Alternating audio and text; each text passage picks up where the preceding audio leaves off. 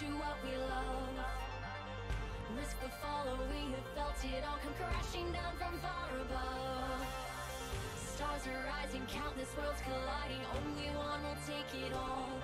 Can we bring to fall the giants? Can we make the final call? We are the ones to ignite the darkest skies, the champions of the world that we defy. A soul ray of the few who rise up high, and we all fight at the last light.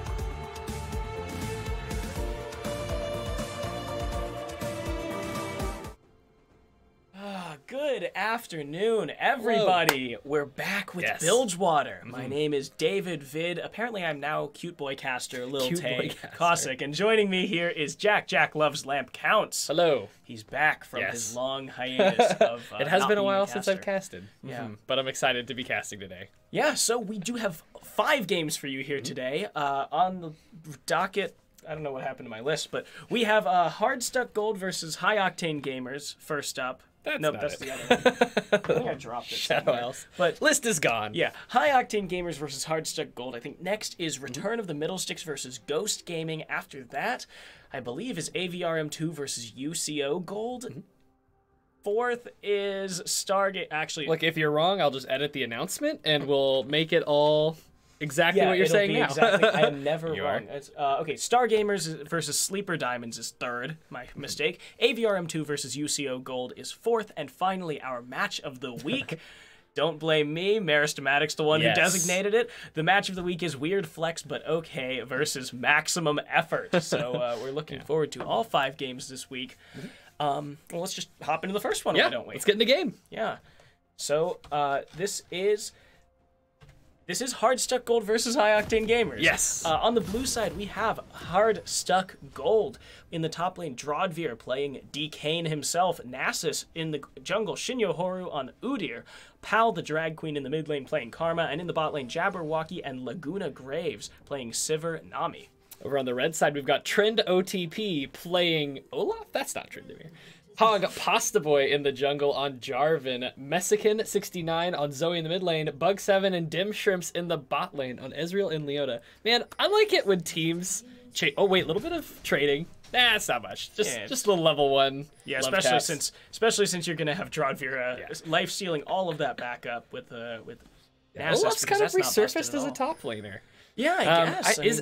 I guess it's probably a big part of that is due to Conqueror. Yeah, it's been pretty Conqueror strong. Just got really strong in and the last patch. The way it works now works fairly well with him. It makes him work well into like a lot of bruiser and tank matchups because he already had some true damage. Now he gets even more. Yeah, more and you're like, well, he could have had true damage before with Conqueror. What's the difference now? The healing makes a big difference because he does have a whole aspect to his kit of the lower he gets, the higher his attack speed, the more that he will heal, and his W will heal him. But now he gets healing all the time for all of combat from all of his damage sources, not just when his W is active. It's all the time. So he doesn't have to build lifesteal. Yeah, it makes it a lot easier to take on these.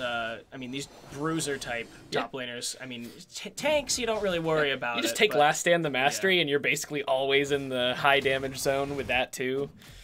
You don't mind getting low because the lower you get, the more damage you're going to deal, and the more damage you deal, the more you heal, and then you can just stay in that sweet spot. Yeah.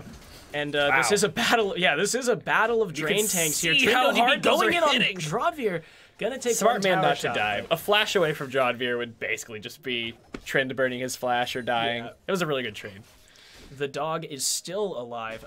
Just for anyone who's not updated, Trindo TP is Hunter AA. He just changed his name this week. Meanwhile, Pal the Drag Queen, I believe, is the normal support for Hard Stuck Gold. And it looks like Laguna Graves is subbing this week. It appears that Mei Hooley is no longer, is not here this week. I don't know if they changed him, or if he Has like resigned. yeah changed left the starting name, roster. I don't know. There's been some weird roster moves in the past couple of weeks. Yeah. Oh, going down to contest the scuttle. Yeah, and Trendemir wants Shinyo this Horu fight. does have double buffs, so Trindo TP needs to watch out. Conqueror but here's the is healing on, we were though. just talking about. It's just a solo kill. Yeah, as soon as that popped, he activates his W at the same time, and then all of a sudden the autos are flying, and the healing you can see his health bar getting larger like- despite getting hit by Wow, the two of them, he's got double buffs, Trendemir. and it's just, wow, he's dead. That's, oh my god. Wow, and that was against the double buffs. Yeah, against the against level 2 double Trendemir, buffs. which traditionally has pretty high DPS at And this stage now of the he's game. here Now with he's got double red buffs buff. against Drodvir. Drodvir flashes away. Trindo TP still has flash, and now Mexican69 is actually going to take down Pal the Drag Queen in another solo kill. 2-0 for Hog. Yeah, and that's both of the sums down from Pal the Drag Queen. He used Cleanse there, and he's still wound up dead, so I'm not sure if he... Does Cleanse Cleanse does... removes the debuff that makes you drowsy, I think. Now it does, yes. Okay. But now Laguna Graves forced to flash away. Dem Shrimps also respect flashing, but he's gonna die to Jabberwocky anyways. Here comes but Messikin is here. The Zoe gets the bubble. Laguna Graves has nothing to do, but Messikin doesn't have any damage. Actually going to deal a lot to Laguna Graves, and Bug7 picks up the kill, flashes away to save his own life. Nice flash away from that boomerang there. Had Jabberwocky been a little more conservative with that, might have picked up the kill. Shiny Horo is here now. Yeah. Shinyo Horu. Okay. Yeah, my bad. You're right. Shinyo. That's how I see it now. Yeah, it always takes like 1 or 2 good looks before you actually get it right. Because sometimes you'll just say it wrong forever, and then finally realize one day that you're just like, oh my god, it wasn't that. Yep. Wow, this is not a good situation for Drodvir. Oh my god. Drodvir does not have flash. Trindo TP is going to throw the axe. Doesn't look like he's going to get it. The Wither going to save his life here. Man, and you know, even though I'm a top laner or whatever, I haven't actually seen many people play Olaf in like solo queue or anything, the few games I have played this season. But it actually does make a lot of sense as a counter to Nasus, because once you get Conqueror rolling, you have so much damage against him, and you can completely cleanse his Wither to chase him down. He has no other way to avoid your damage once you get rid of the Wither. You can't. That's all he's got in terms of kiting you. Yeah, and a lot of Bruiser's problems with Nasus is that he has too much sustain to deal with. You know, you can't just like trade. Yeah, you can't take advantageous trades a couple times and then win the lane, because he just lifesteals back up. Olaf doesn't really have that problem because he also has sustain. You also just take him from full health to 0. Just as you run halfway down the lane. Yeah, you just run down the lane and kill him. I mean, you cannot outplay auto attacks unless no cleanse available. Messikin gonna get so much damage on Pal the Drag Queen. Does not have the ignite. Is not able to find that solo kill. Oh, I just remembered something. Earlier, I was mentioning that I liked when the teams changed their names to have the tag, and the reason I like it is because I've always tried to get my teammates to do that. I'm like, think about it. You put like Snack at the beginning, and then your IGN could be whatever you want. Yeah, because like nothing can be taken. Yeah, and they've always been too attached to their summon names, or just honestly, I think they're just too cool for it. Yeah. So I've always been like, fine. I never changed my name to any of my team names.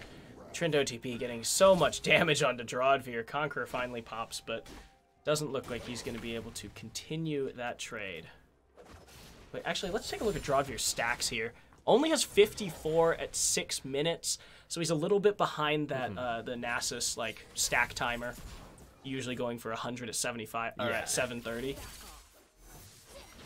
I would have saved that for CC. Laguna Graves looks like he might be in trouble. Does not have flash. That is going to be the kill. Bug7 picking that one up. Yeah, I mean, he did, block some damage there from the Ezreal, but we could have saved it for CC. Never know.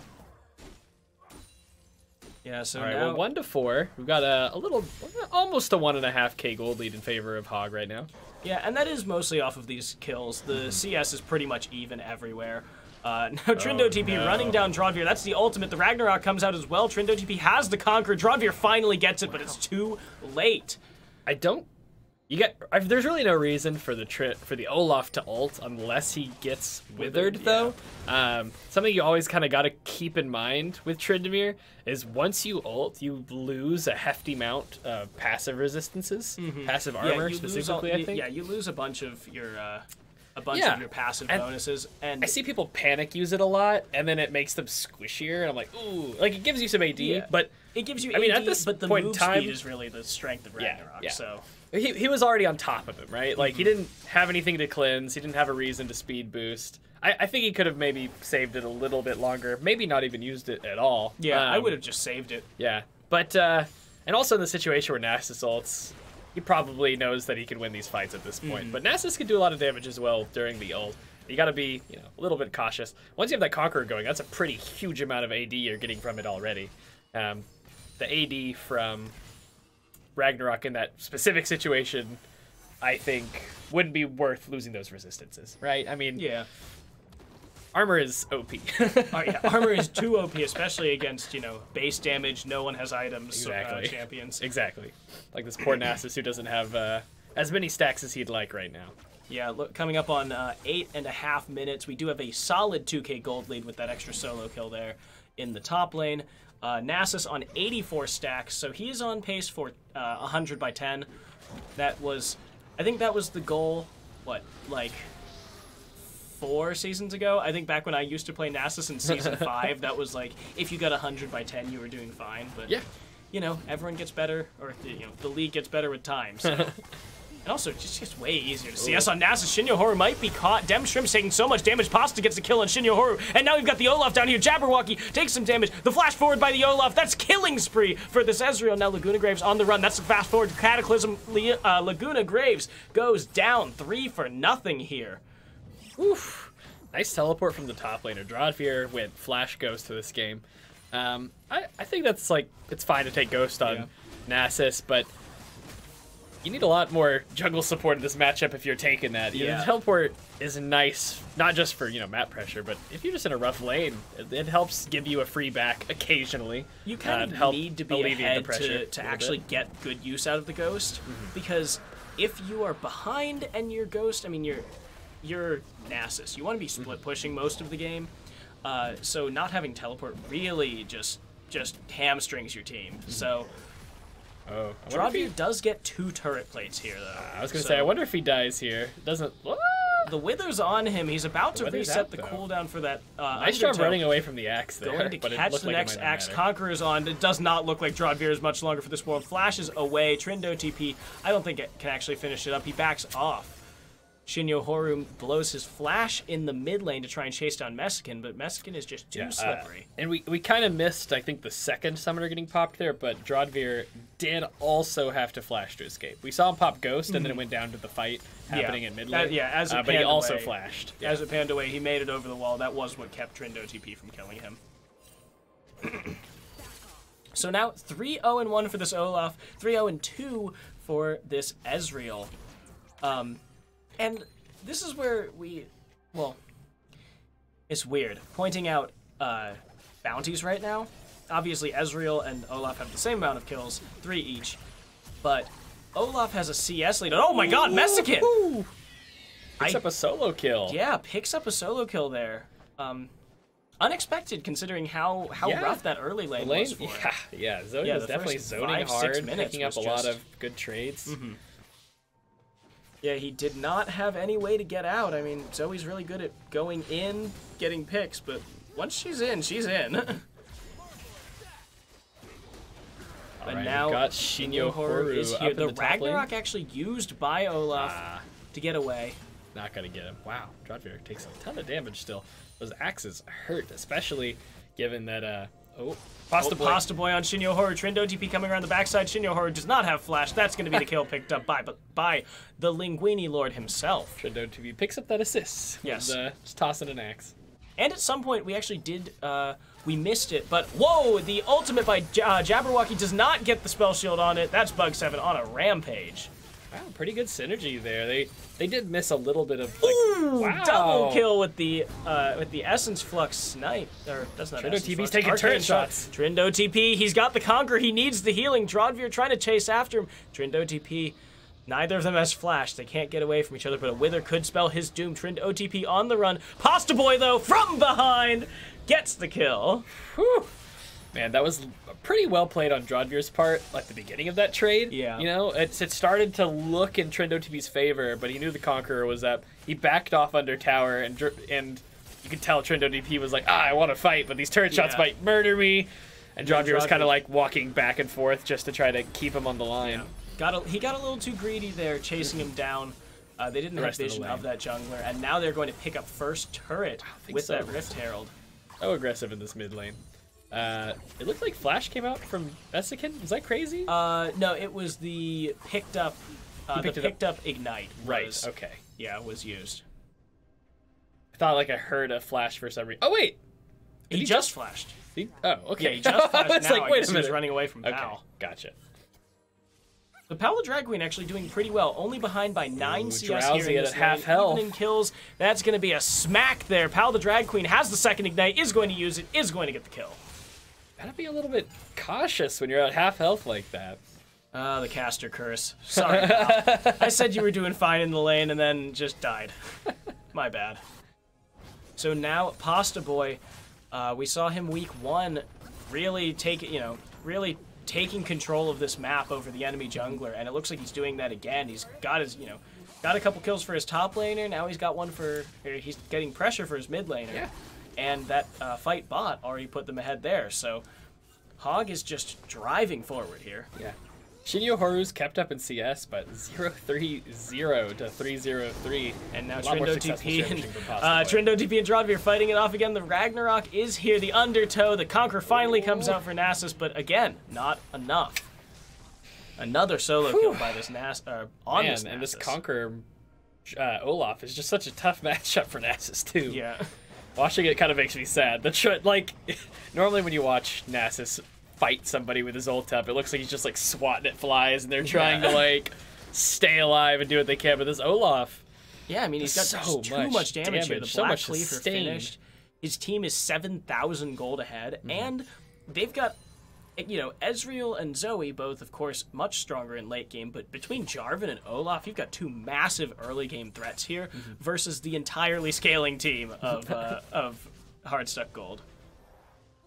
Well, entirely scaling team in Udyr, but I'm not sure what Udyr even is. Like, is he a champion? The flash away by Jabberwocky. He'd be considered maybe like a decently scaling split pusher? Yeah, like a mid-game split pushy sort of... He does pretty well late game once he's got 40% CDR, decent damage, decent tankiness, and all of his abilities maxed out. I think Udyr's main attraction is that he does have... he is really good at getting objectives. I think the objective control is the big one. Jabberwocky still takes a whole lot of damage. Speed and single target damage. Yeah. It's the just bear pick. Shinyo Horu, though, speaking of bear picks, gets onto Dem Shrimps. Dem Shrimps is going to finish the route, but now uses the cleanse to get out of that bubble. Shinyo Horu, not long for the world. Pasta Boy on a rampage. 4-0-3, matching his top laner. Going to knock up this Karma, and Karma flashes away. Does not look like he will be dying today. Mexican still looking for that kill. And man, it's just a hard time for the Udyr. Pasta Boy has trapped him in that ultimate so many times. Yeah, not having the flash there, not having the flash against, Jarvan, just not really a great thing, especially, because he took Ghost. Yeah, he took Ghost, and while that is like a good idea for getting ahead, or once you're ahead early, you have to get ahead early. You don't do that against too early. That's why I'm always too much of like I've never take the risk really of taking Ignite top lane. I'm like, well, it could work, but I could also get a kill without it, and it could work, but also I could just kind of lose the game off of having no map pressure. Yeah. So why would I chance it? Oh, it always feels great when somebody takes Ignite and then you solo kill them, and you're just like, well, your whole plan has been foiled. Yeah, good use of Ignite there. Mexican uses the stolen flash, gets the hit off of Shinyo Horu. Shinyo Horu, though, jumping in, that's the bear stun, and now he's going to die. I don't think Pal the Drag Queen, is going to finish off that kill. Here comes Dim Shrimps and Bug 7. OTP is here. Pal the Drag Queen slowed. Is that, it does not look like the Olaf is going to get an assist there. So they now turn their attention to the bot lane, running forward, flashing forward, forces the flash from Laguna Graves. Oh man, I was just about to say something about... Right, okay, I remember it. Even if you're squishy, until it's pretty late game, you should always tank the Paddle Star for someone who's drowsy. Yeah. Like late game, I understand maybe not. Yeah. Even unbuffed, it will hurt a squishy pretty hard. Or just straight up kill like Ezreal. But like at this stage in the game, eating a Paddle Star without the buff from drowsy isn't that bad. And it could be a lot worse for your team, even for a bruiser type, to take an enhanced one. Yeah, because at early levels like this, the drowsy basically doubles your damage almost on the Paddle Star. I don't know the specific numbers, but that sounds close. Yeah, it's a lot. It's a whole lot of damage. So, at late levels, the Paddle Star is doing all the damage, and you use the drowsy just to catch people rather than actually kill them. Laguna Graves takes so much damage. The True Shot Barrage, the flash forward, does not find it. Bug 7, down one flash and out a kill. Bug 7, 603, 1,000 gold bounty, but it doesn't look like they're going to claim it anytime soon. 3-17. Yeah, not to mention 2 full items already at 18 minutes as Ezreal. Wow. 2 of the more expensive and scaling items in the game, and here we go. Maybe a pick. Gets half pretty good amount of damage, but not enough. But he flashes. But he flashed after the ultimate, so he snapped back. I learned that the hard way last night. I played Zoe for the first time in customs. Did not go well. I think I was 4-20 by the end of the game. All right, Drawdfear hanging out back towards the tower. He's down a good chunk of CS, 0-3-0, having a tough time against this Olaf pick. The flash forward by Pasta Boy, and the Cataclysm is going to pick up the kill. That looked very wonky due to the flash. Yeah, the flash in plus the flag and drag. It looked wonky. It's whatever. He picked up the kill. I guess that's what he was going for. Trindo TP at 80% health compared to Drawdfear's half. Now the Ragnarok away. Again, the Ragnarok used in strange places, and he's going to finally go down. Too much damage for him to sustain through. He tried to chase that. I don't know if he was going to survive at all, but he could have maybe switched targets to Udyr for healing a little bit faster. But again, it looked like he was probably he was just probably dead. Pretty sure Challenging Smite came out. Udyr's got it even behind. Still a good, good amount of single target damage. Yeah, Challenging Smite. You can't outplay true damage. Yeah, and the damage reduction that I believe it still gives. On the person you're fighting. I don't know. Does it? Yep. Yeah. 20% true damage, or 20%. I remember it used to be substantially higher until they figured out that was broken. Yeah, like really broken. Yeah. It was. You just use it on an 80 carry when you dive into a fight, and and suddenly you don't take any damage. Very tanky. Like, oh yeah, I take half damage from you, Mr. ADC. Yeah, I'll take the smite. All right, trying to get some vision here. Dimshrimp's getting collapsed on. He is a tanky Leona. This is a 4v2 right now until Zoe gets here. The Solar Flare does not find anyone. Shinyo Horu on the back. Bug7 jumps in. He is going to go down. That's a big bounty. And now Dem Shrimps is also going to go down. No, flashes over the wall. And Messikin just gets a hit onto Shinyo Horu. All right, well, that is a fat bounty that just went to Jabberwocky. Yeah, 1,000 gold. Yeah, finally, Bug gets caught out of position where he cannot escape. And that gold lead... I mean, it's still a pretty big gold lead, but it is much less big now. A full 1,000 gold. A full 1,000 gold goes into the pocket of whoever killed him. I think it was Jabberwocky. I haven't kept up with it, but I did hear that there were maybe some, not in that case. He was very fed and deserved that 1,000 gold bounty. But I've heard that there have been some issues with minion bounties. Not in this game. We're good here. Yeah, the CS bounties are just so wonky. I don't think they're working as intended at all. And now Messikin going for the solo kill. He is going to get it with the clap. Yeah, he really wanted that turret. He was able to pick it up. He took too much damage before getting to take it down, though. So he's gonna get cleaned up for that. He doesn't really have, a lot of value to to himself right now, though. So, I mean, taking a turret, that's a little bit of gold to go to your team. And now in terms of gold swing, it's worth, but they are going to lose a dragon. They do, they do lose a dragon here, unless Drawdfear can do something about it. But we've got Trindo TP on the side. So many members are just, they're just driving through. Pal the Drag Queen, my God!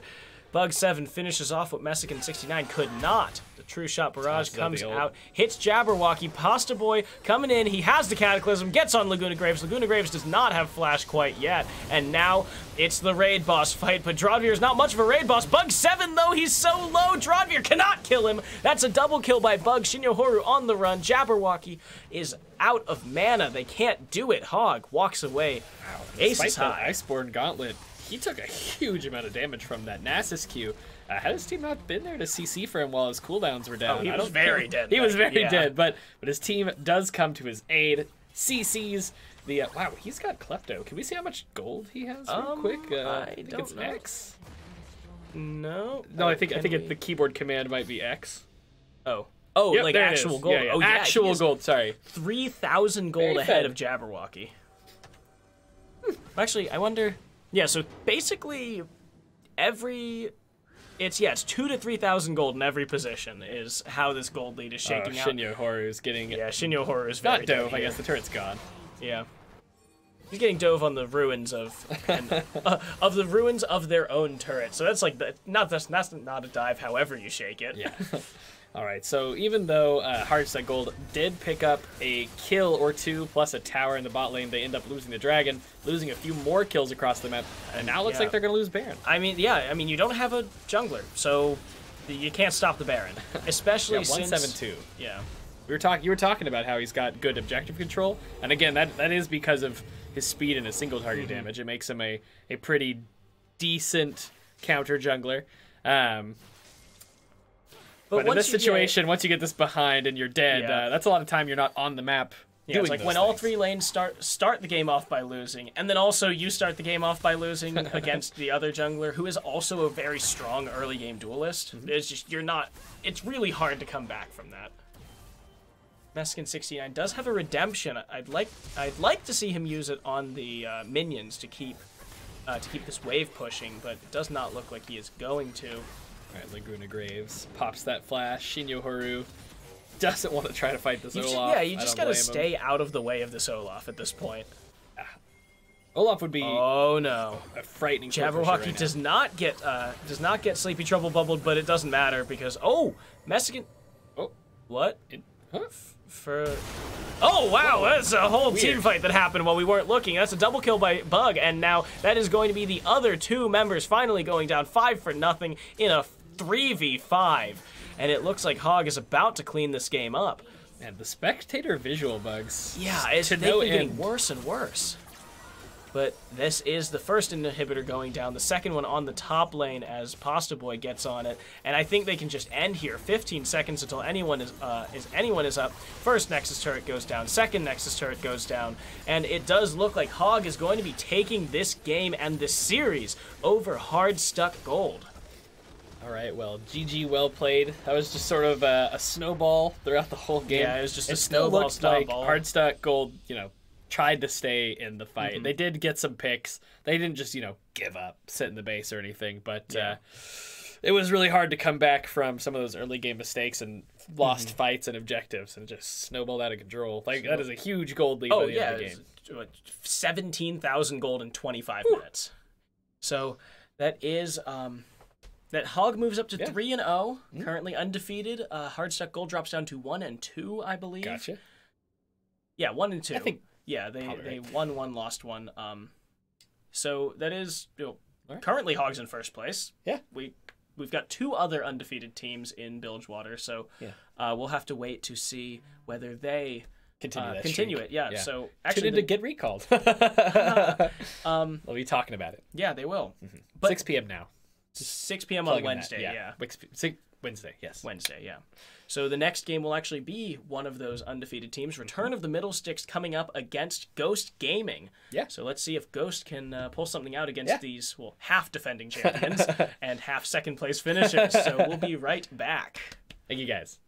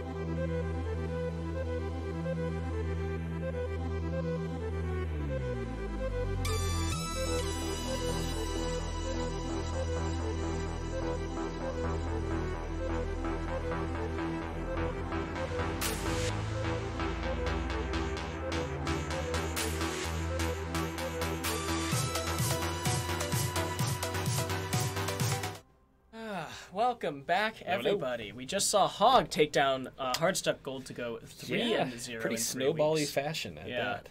Definitely, between Pasta Boy and Hunter AA, it's Trindo TP. Yeah, they honestly, all of their lanes. Yeah, actually, mid lane was a little back and forth for a little while, but the other lanes were pretty dominant. Yeah, pretty dominant, and I think a lot of it had to do with matchups. Yeah, it seemed like matchup it seemed like.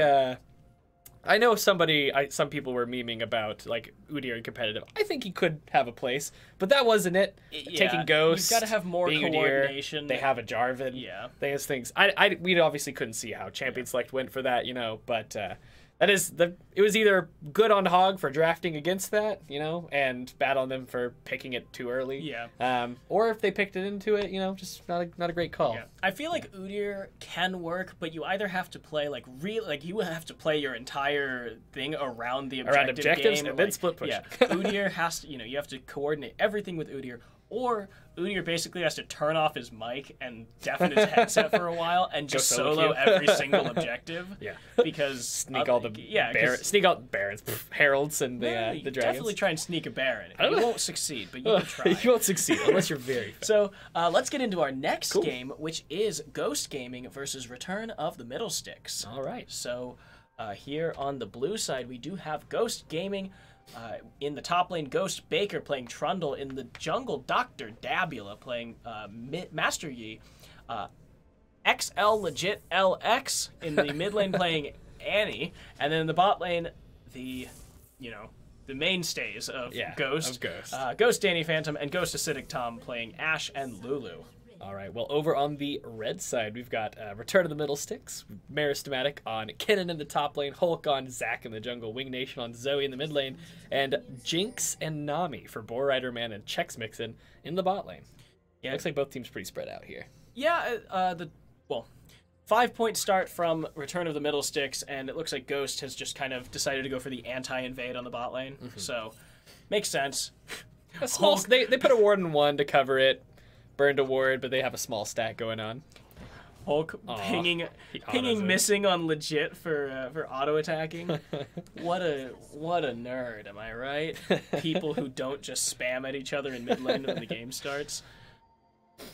All right, we've got. I almost said two Kinnens, and I was like, what's going on here? Cannons? Yeah, I was like, visual bug? Question mark? No, it's Zoe. We've got two Jinxes now. It's Nico. Although it is. Right. That's okay. Yes. That's what I said Zoe when I introduced them too. Yeah. Actually, that's my bad. Yeah, that is Nico. Why is chat? Damn it! And Silas is Kayn, and they all are starting to look the same. Silas is Kayn, Nico is Zoe, and Pike is Caillou. Urgot. Pike is Urgot. That's a new. That's a take. I'm just saying their face icons look moderately similar. Yeah, and they just have very similar characteristics. Yeah, it's just kind of cutesy. Yeah, Nico Disney and Zoe, they both kind of have a. I mean, Nico is straight up Disney champion, but yeah. Oh man.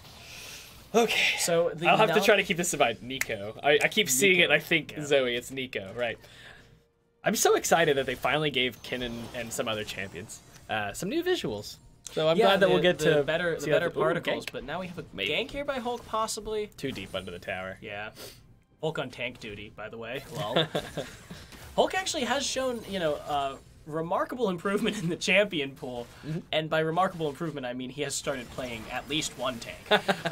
Danny Phantom going to take a lot of damage from that Chex Mixin bubble. I've heard some people say that Zac might be a thing again, maybe. Maybe partially because of, once we start to see some of, the 80 carry meta come back, where 80 carries... Oh, you don't need carry junglers. Oh, Danny Phantom might be in trouble. The Ignite comes out, the heal as well. So Chex is they're still going for a trade here. Yeah. Oh, Baker pulled back in. Looks like a gank must have gone down during that fight bot lane. Yeah. But looks like Baker's going to get away with the help of Flash. Looks like Hulk flashed on that gank as well. Yeah. So that's usually a pretty good trade. Junglers flash for laners. I'd probably say that Kennen has a fair laning phase against Trundle as well. Yeah. The speed boost he gets probably offsets the pillar to for the most part. Yeah. So probably not too difficult, too deadly of a 1v1 lane for a Kennen there. So now Boar Rider Man and Chex Mixin getting onto the turret, but having to walk away. The Lulu Lulu is so annoying. I just want to put that out there. As a bot laner, I don't play Lulu anymore because I just do not like playing her. But God, is she annoying to play against. I like to play her a lot back when she was a top laner and a mid laner. That was some time ago. That was a while ago. Oh wait, here come both Hulk junglers. Is here. Baker is about to get knocked up. He's going to be pulled together. First blood goes over to Hulk, and now Dr. Dabula has the flash. Was probably going to have to use it to get away. Meristematic chasing him down with the auto attacks. He doesn't even need to use it. Man, ballsy call. Not a lot of priority in that fight, and by priority I just mean like the odds of you winning the fight, in that situation aren't great. Baker's already low. Meristematic was full. Whoa, this might be a kill on the legit flash. Nope. Legit flash away. Not going to die. But they don't have a lot of priority, like a level 3 Yi. What does he really have to offer? He doesn't really have items for damage or levels for damage. He has a few auto attacks. Yeah, he's got a few auto attacks, so he was waiting for the cannon to go in. They were trying to bait, but when Zach showed up, they both should have pieced out as fast as they possibly could. Yeah. Maybe Trundle was going to die anyway, but he could have possibly gotten away with the pillar and some good old-fashioned running. Boar Rider Man might be in trouble, but so would Acidic Tom. The Ignite comes out, flash forward by Boar Rider Man. He's not going to get the kill. Chex Mix actually flash forward as well. Now Danny Phantom might be able to pull this off. That's going to be the second kill as well. It's okay, he doesn't have the mana for volley. Acidic Tom comes back in, gives him a little speed boost. Yeah, a little bit of help. Both laners picking up kills here in this bot lane. Yeah, but all flashes down except for Danny Phantom's. Yeah. That was good of her as well to not burn the flash for that kill. Yeah, between Danny Phantom and Dr. Dabula, they've been very conservative with their flashes, and it has paid off. I don't want to say smart because I don't know. It felt like a gamble both times. Obviously, Danny Phantom could have, flashed forward. Yeah, but no, I mean, she could have at the very end, but she was trying to close the gap. It looked like she was, and Acidic Tom was there to back her up. Legit taking so much damage here from Wing Nation. Legit is. Oh, Nico's auto attacks are so cute. She kind of slings them. Just You see the one where she stretched it with her foot? Yeah. I'm sorry. I never really pay attention to her auto attack animations because I don't lane against her. And once you get to those team fights late game, I'm not really looking at the auto animations, but those are quality. I think if it's a late game team fight and Nico auto attacks enough for you to notice that Nico is doing something horribly wrong. Or the team is just ignoring her to the point she's just standing there auto. Yeah, I used all of my mana. What am I supposed to do? Just Dabula finds Hulk here. Hulk was looking for a gank angle on Legit. Oh, now Legit is going to get knocked together. Nika flashes over the wall. Legit going to go down, and now Master Yi goes down as well. Hulk doesn't even pop his passive. Wow. Pretty good turn there. Hulk able to turn that around, survive just long enough for Wing Nation to come in with flash and an ult. He was 6. Legit was 6 as well, but not near as much damage as this Nico and Zach, it seems. I know Zach isn't like a carry jungler or anything, but the damage is still substantial for this stage of the game. Yeah, tanks and high base damages. Name a better duo. Man, I miss old Zach. His damage used to be like so ridiculous. If you were fed, you could one-shot any carry, and it was the worst best thing. Back in Season 3, when Zach was first released, it was like Zach and Elise both got released very close to each other, but so my cousin was a jungler. I played mid, and he would just play ARAM Zach, where he would only ever go back when he died. So there would be some games where he would just go deathless and end the game with a hunter's machete. Good old Zach. Or Trundle's doing a good job of farming under tower in the top lane, so props to him. Yeah, Kennen definitely has the advantage here in this lane, but Baker is doing really well for himself, especially since he actually role swapped. So he was the jungler for Ghost previously, and then following the departure of their mid laner Juke, they picked up 2 new members. Apparently, Triquadian, who was their ADC or who was their top laner, either couldn't make it or something changed on the starting roster. But Baker rotated up to top lane, and now Dr. Dabula and Legit are both on the team. So gotcha. I like that they have the name changes as well. I'm always so jealous. I wanted it to be like, oh, hold on, there's a gate coming. Dr. Dabula's here. Meristematic uses the slicing maelstrom. Hulk out of nowhere, and Dabula goes down. A double kill for the Zach. Dabula's having a hard time. He and Hulk just, I don't know if it's pure coincidence, honestly, or if Hulk's maybe doing a good job of just being where Dabula's trying to be. But He's just been in the right place at the right time for so many of these ganks and fights and skirmishes this game. Hulk with these 200 IQ pass, just going right into the back of the right into the back of that bush, and it almost seemed like he knew that Dabula would be there, so just waiting to get onto Meristematic in the back bush. Like, part of me also thinks like it seems like Baker's low in these situations, and he's almost trying to be the bait. But him being low is what draws Hulk top also. Oh, Wing Nation getting so much more damage. My Wing Nation knows he can't quite go for the kill. He had Ignite. He had Ignite, and he also had Pop Blossom, but Meristematic looks like he's just going to pick up the kill here. Legit. Going to stun him. Well, oh my god! Meristematic!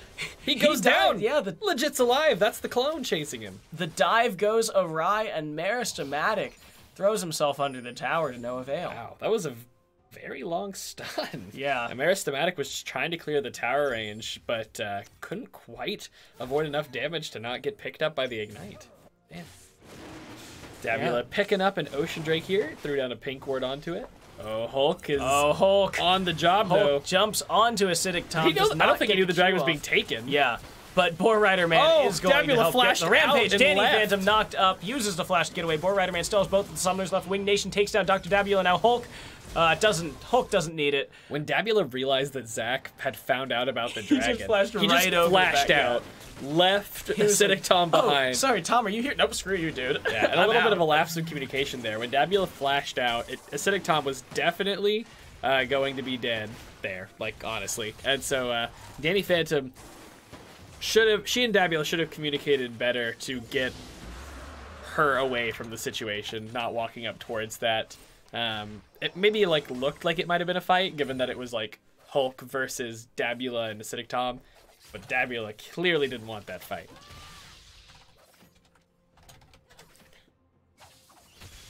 Stun goes down onto Baker. I think he's got a fair bit of sustain with that corrupting potion. And he's actually ahead in CS. He's done a really good job of CSing despite Meristematic shoving him towards the tower during so much of this laning phase. Yeah, and Meristematic even picked up, it looks like he got a potion of sorcery so that he can get the extra damage on the tower there. So smart by him. He has his first time to finish anyways, so it's not like it's putting him behind.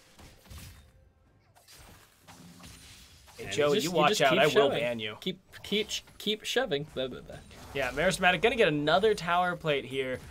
Still 2.5 minutes until tower plating goes down, and it looks like actually, even in plates now in the top lane, Baker got 2 plates while Meristematic was absent somewhere. That's pretty good. It's a substantial amount of gold. 2 plates is basically a kill. Yeah, 320 gold there off of 2 plates if you get them solo. So now Meristematic doing what he can to try and get this gold lead back. He is down in CS. Even though he has 3 assists, he's down in CS and even in tower plates, so he's trying to get something before those plates go down. All right, Hulk in the bushes in the bot lane. His bot lane has cleared out all vision. Looking for a gank. He has the ultimate, has the flash. He knows that Danny Phantom does not have the flash. Danny Phantom flashed during that dragon fight. Baker might be in trouble. Meristematic with Slicing Maelstrom does not have ult. Forces Baker's flash. Whew. Or, sorry, Meristematic did not have flash. Yeah. He did force Baker's. Yes. My bad. All right. So Boar Rider Man getting very close to the Infinity Edge. So is Ashe, I'm guessing. And Baker actually seems to be CSing... he seems to be CSing better than Maris currently is under tower. And, you know, a big part of that is just from how much AD he gets from that Q. The chomp. Has the chomp. That's a good auto reset. And Kennen, one of those champions that, you know, is an AP top laner. It's always a little bit of a nightmare to last hit on something that's not named Vladimir, where your auto attacks are smooth and your Qs do your last hitting for you. So Dr. Dabula was spotted on that ward when while Hulk was on the bottom side. So now he's making sure to just counter jungle everything that he can. Hulk taking advantage of the situation while Meristematic pushes away Dr. Dabula from getting anything other than the Krugs that he got. Now Hulk from the wall, legit going to get knocked up, abducted, he's out, and that is going to be the kill by Wing Nation. It was pretty nice because as the route hadn't even ended by the time he landed. Yeah, so after meanwhile he landed from Meristematic Zach, getting a solo kill here. Danny Phantom vision as well. Eats the SMD rocket to keep Acidic Tom alive. Not sure if that would have killed. I don't think it had enough time to charge up. Yeah, it was pretty close.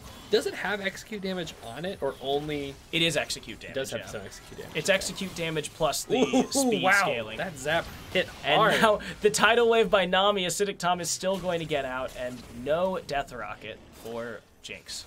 All right, they didn't quite get that final plate. They ran out of minions mid lane, but they are able to go pick up the enemy blue buff for it. Hulk, don't do that. That guy's full health. He does have ultimate. Yeah. I think that would be a dangerous full health ult, decision. And Maris is halfway away from the lane. All right, and Baker decides not to try and finish this Triforce yet.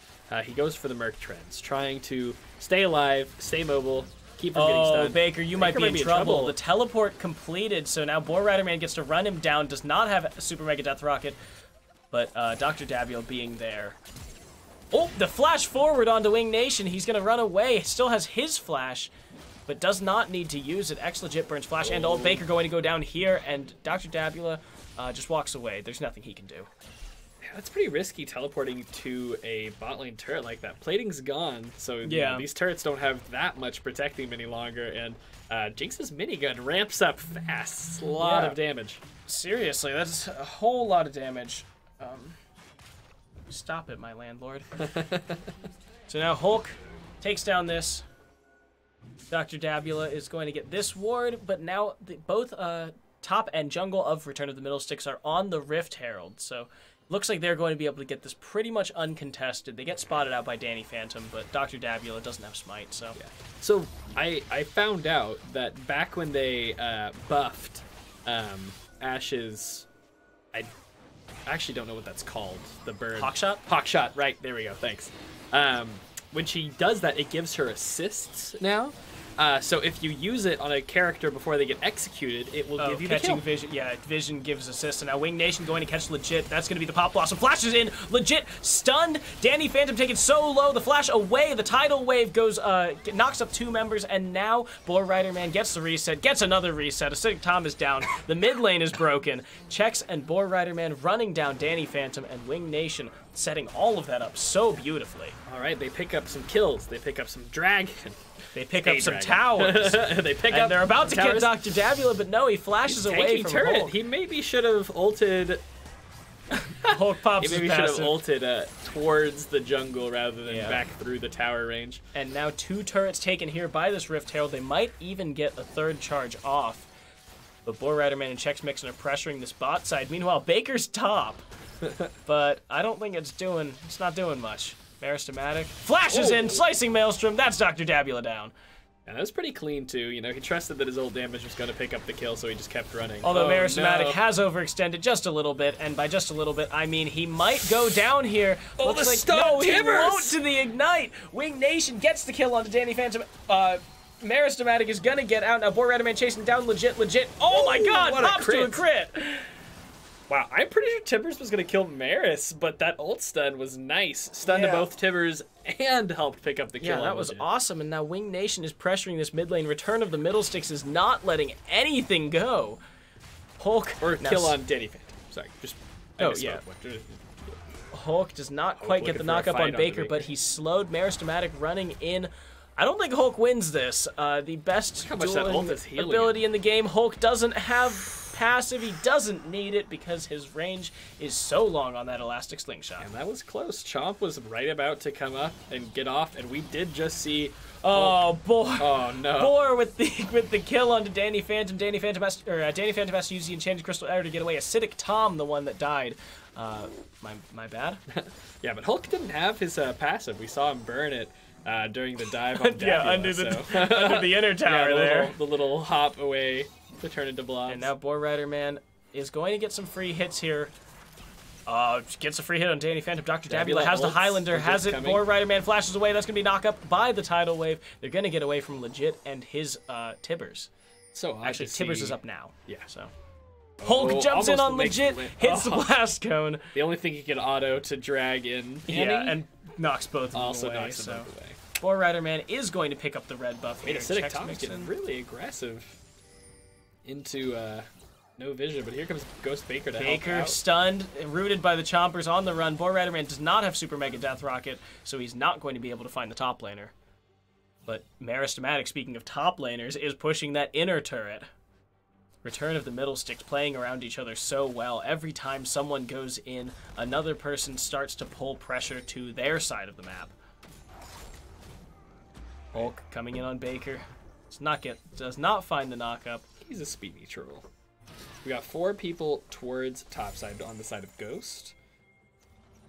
Everyone except Legit. Looks like they're just trying to regain a little bit of jungle control. Maybe find a pick if they're lucky.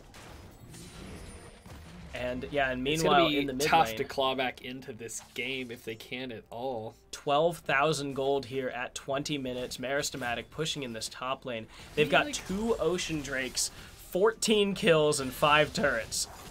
They have decent scaling, but the other team's scaling is, you know, probably about equal. Maybe slightly worse considering there's a Yi here, but it's going to be a long time before this Yi comes online to really and just make with a substantial Meristematic and difference. all of his targeted stunning, you know, between the Slicing Maelstrom, his ability to just stun up Dr. Dabula. Hulk is actually going to get stunned, and he is unstoppable. Pulls Yi back into the middle of the team, but the Flash Tippers is here. Boar Riderman gets to kill with the tidal, the tidal wave comes out. Legit looks like he is going to go down. Boar Riderman gets a second kill. Baker on the run. Boar Riderman does not find a zap hit there, but they are going to go for this inhibitor, trading Chex Mixin for 2 members, and now Hulk is even further. This is to go even further beyond Meristematic, going to pop the Slicing Maelstrom. Baker going to go down. No, not quite. Hulk does not find the knockup. Yeah, the Subjugate is so strong here. Meristematic, though, is going to find the kill, and now Return of the Middle Sticks is pushing in this second inhibitor. Yeah, pretty good juking from Baker there, but at this Dr. point of the Dabula game, jumps in on Boar Riderman, but he's rooted, and he's dead. Boar Riderman is legendary. 8-1-3 here on this Jinx, and getting a little bit over-aggressive here. Moves forward, but he's got lifesteal, so it's not really that much of a problem. Oof. Whew. Legit still does a fair bit of damage despite being behind. Now, with Chex Mixin full coming health, in, has the Warmogs and over 3,000, so yeah, he can just jump in whenever he feels like it, step out of the fight for, I don't know, 10 seconds? 10 or 20 seconds and just be back at entirely full health. But pretty fast. The Dragon is up now. The Baron is up as well, so... Looks like they just want to bait, though. Yeah, they've got an easy inhibitor turret here to get, so... Yeah, and Hulk's just sitting there behind the wall. Chex Mixin did clear out vision for him. Yeah, and now Hulk is here. Danny Phantom flashes away. Hulk has his flash, chooses not to use it, and Return of the Middle Sticks is going to get the 3rd and final inhibitor, bringing minions into the base to start these Nexus turrets.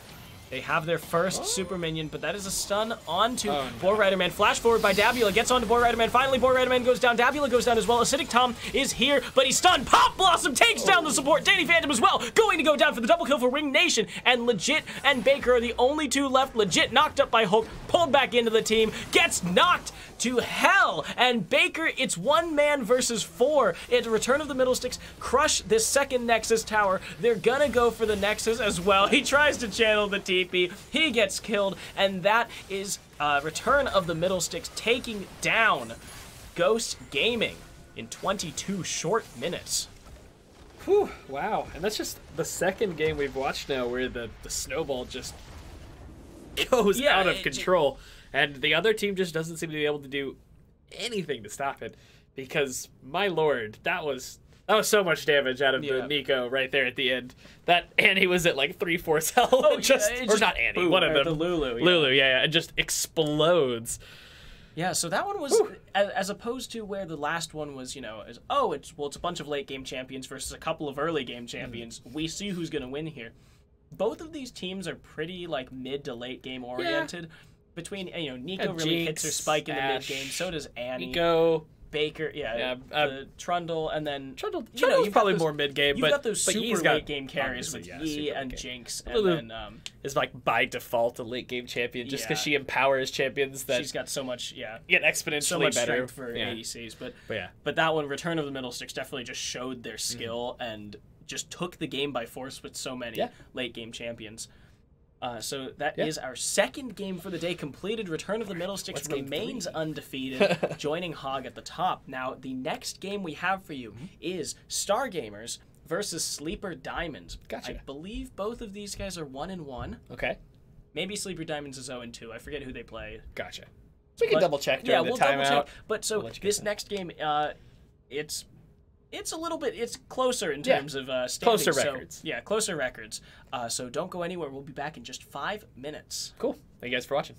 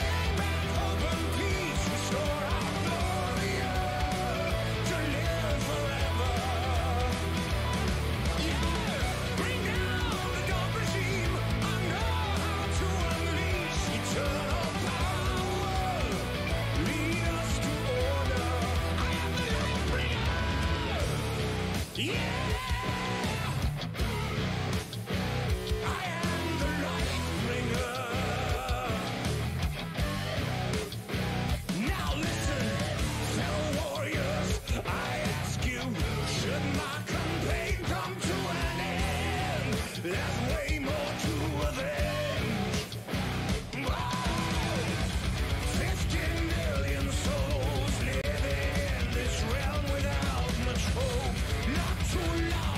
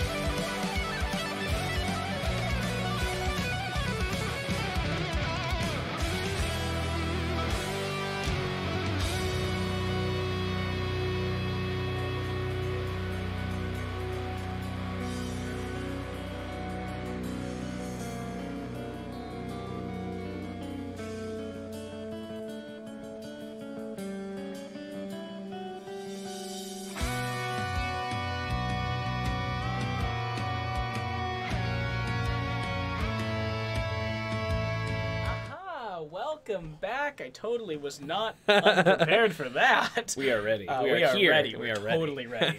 So we just saw Return of the Middle Stick dominate Ghost Gaming.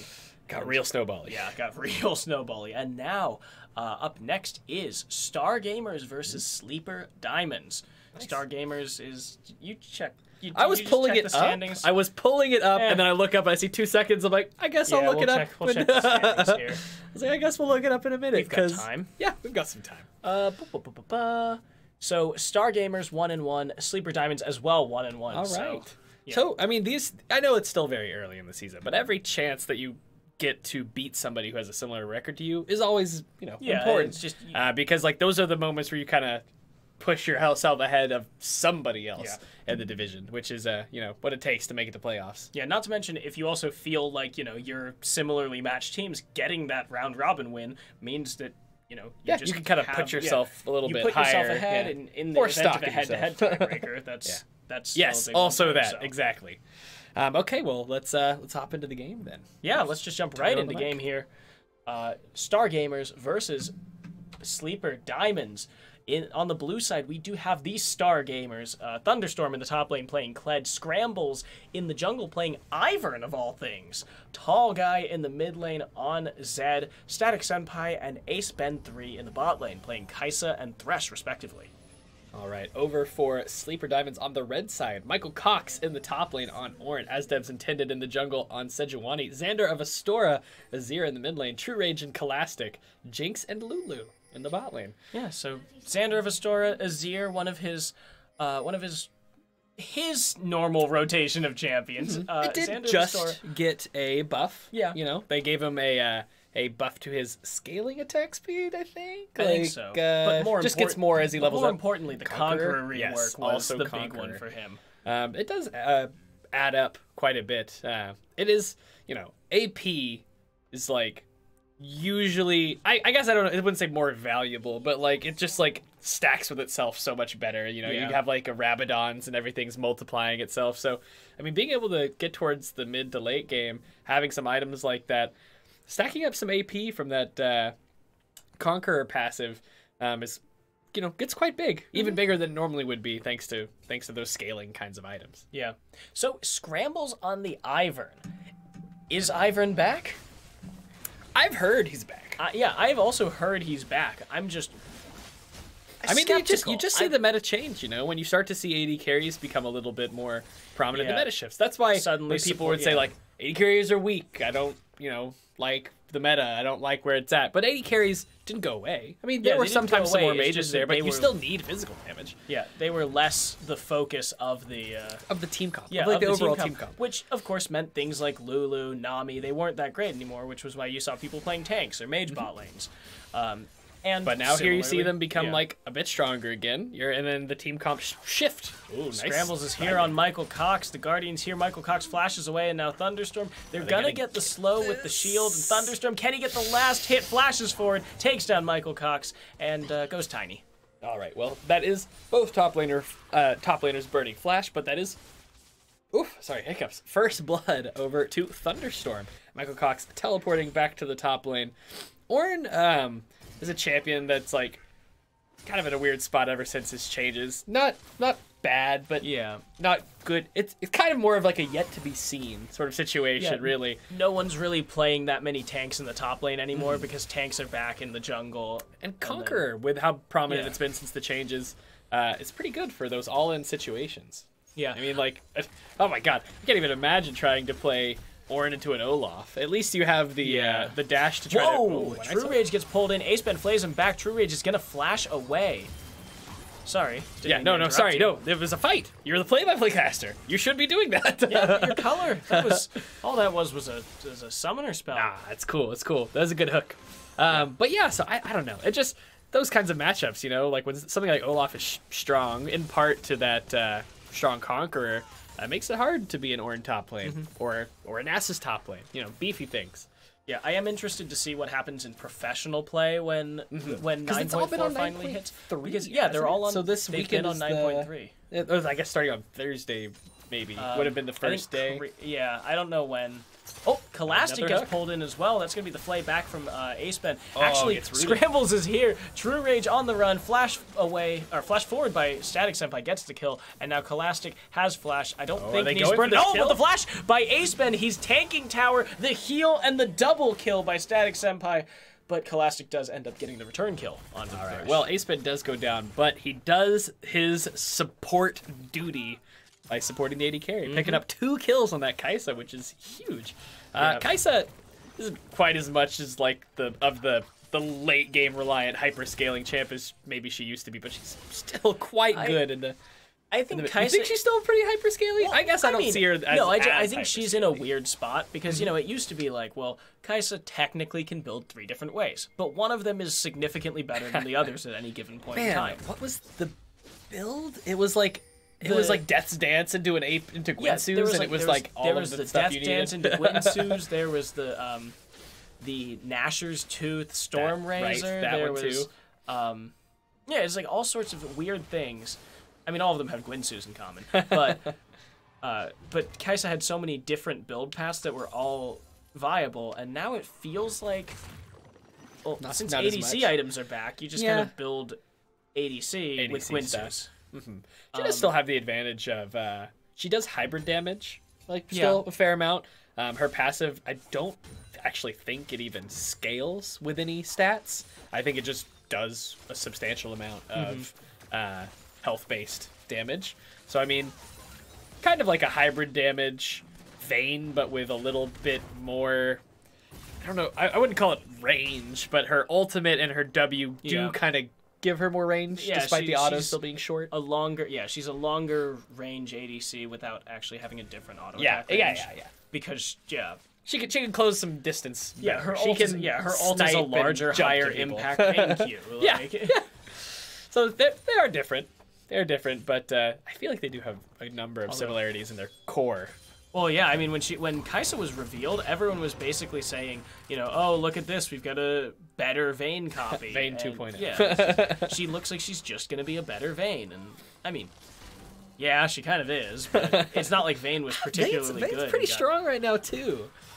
At least in the games that I've seen. Vayne's kind of back to Vayne's kind of back to the spot where if she starts to get ahead, she just becomes unstoppable and 3-shots people. I'm pretty sure in one of my games the other day, I saw a Vayne 2-shot a Lulu. So it's like the 2-shot with the Gwinsu's is the exactly. Hard one to play against. And by hard one to play against, I mean there's a whole lot of counterplay to percent health true damage on hit when you are Lulu. All right, got a clear away award here in the mid lane, or not the mid lane. Dragon Pit. Yep, that one. That's different part of the map. So Static Senpai with the 2 kills and as well a 10 CS lead over True Rage. He is going to be, the guy ahead here. And he is the reason that they have gold lead. Now Tall Guy goes in on Xander of Astora. Tall Guy uses the shield, uses the shadow back. Xander of Astora and Tall Guy both using ults and the Ignite for the Zed as well. I wonder if playing against this Azir is giving Tall Guy any PTSD. For those who don't know, he did have a funny moment against Azir pre the Azir rework, where he tried to get over Azir's wall 3 different times while under tower, and he kept getting bounced back. Oh, Tall Guy getting ganked here, but he's going to have a clean escape. Yeah, as Devs intended, did not have ult at that point, so pretty easy to get away from that. It was just a funny moment. It was a funny moment. Yeah. It actually, and the reason I bring it up is because it actually wound up in a fairly viewed compilation of fail moments. And it happens. It really looked like some of his flashes should have gotten over the wall. I didn't. Yeah, the hitbox on that wall used to just be so. It was so wonky. Yeah. You could basically clear it, but barely be touching the end of it. It throws you back. You could, because a lot of the time hitboxes go center to center. So the distance of a hitbox, or calculating distance from things. But for some weird reason, Azir's wall would catch everything on edges, and also, there was like a little buffer range around, but now the Ornhorn comes out, Thunderstorm flashes away, he's gonna be knocked up, he's mini stun and gets eaten. Yeah, they cannot get anyone here.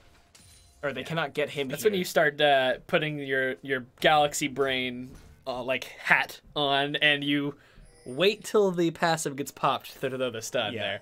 But Thunder, that was tough. He was basically back under tower. Yeah. Trying to get him. Couldn't quite make it, though. And, of course, it's... Despite the kill advantage for Thunderstorm, there's a pretty hefty CS advantage for Michael Cox right now. Yeah, almost 15 CS here, and I'm sure it's going to turn into more after the CS gets lost under tower. Meanwhile, Tall Guy doing fine, going even with Xander Vestora, which, you know, isn't... Fine for this matchup, honestly. It isn't the dream scenario here for this Zed, but it certainly is a good scenario just because Zed is going to be able to do very inappropriate things to Jinx in the late game. Yeah, Zed isn't maybe quite as snowbally as he was before his recent changes. They made it to where he doesn't... What would you call it? His power budget doesn't rely on the AD he gets from the ultimate. Oh, yeah, from killing because opponents. there is no. Oh, yeah, because it's gone. No AD on the and ultimate. to replace it, they gave him a little more utility. Bunch of scalings as well. And then some scalings on the Q. Yeah. His Q does a hefty chunk of damage now. Now he might get this kill. He's so close. He flashes, but the barrier comes out. Nobody's throwing down the ult. Oh, and now not the Zanyas. Yeah. Does not need the stopwatch. Stopwatch comes out. Nice kill by Tall Guy. Doesn't even burn the ignite. He got it to the point where Xander had to stopwatch or die, and then he didn't, and then he came out of the stopwatch by the time that the death mark was going to hit. So, great kill there, solo kill there by Tall Guy. Xander Vestora didn't even get to use his ultimate. Now Thunderstorm gets the Scarl back! Jumps away. My God, he lives on a sliver of health. I wouldn't have ran away. I would have fought him right there. I would have been feeling high on life. Michael Cox still had flash, so yeah. But yeah, it definitely would have gotten real greedy there. Just been like, I am invincible. You cannot kill me. Oh man, Cled's such a fun little champion with that opportunity to do that. My God, I wonder what his health was at. Can we check? Yeah, actually, I think you can still you can still see it. Actually, click on him, and I think you'll be able to see how much health he had before it. No, you can't. Oh. Damn, it has to be in game to be able to see it. Well, that's very low. Yeah, it's very low because there is no health there on the. Yeah, I was thinking if we just rolled it back 15 seconds and tried to. So that's the thing. Like when you're in game, I'm pretty sure if you click on them, you can. It gives you like a more detailed thing in the top left of your screen or whatever. This is a replay. Yeah, it's a replay where it doesn't give us that screen. Womp womp. Womp womp. But wow, minuscule health bar. He got back on Kled with single digits for sure. Yeah, that was definitely single digits. Yeah, because Kled's health bar doesn't gain anything from health. It's all Scar. Yeah, Scar. Did I say he got back on Kled earlier? My lord. So now Xander Vestora might be Kled. in trouble. Does not look like the death mark will kill. So he is going to have to back off, however. Oh, getting counter jungling in. Scramble is stealing away some Raptors.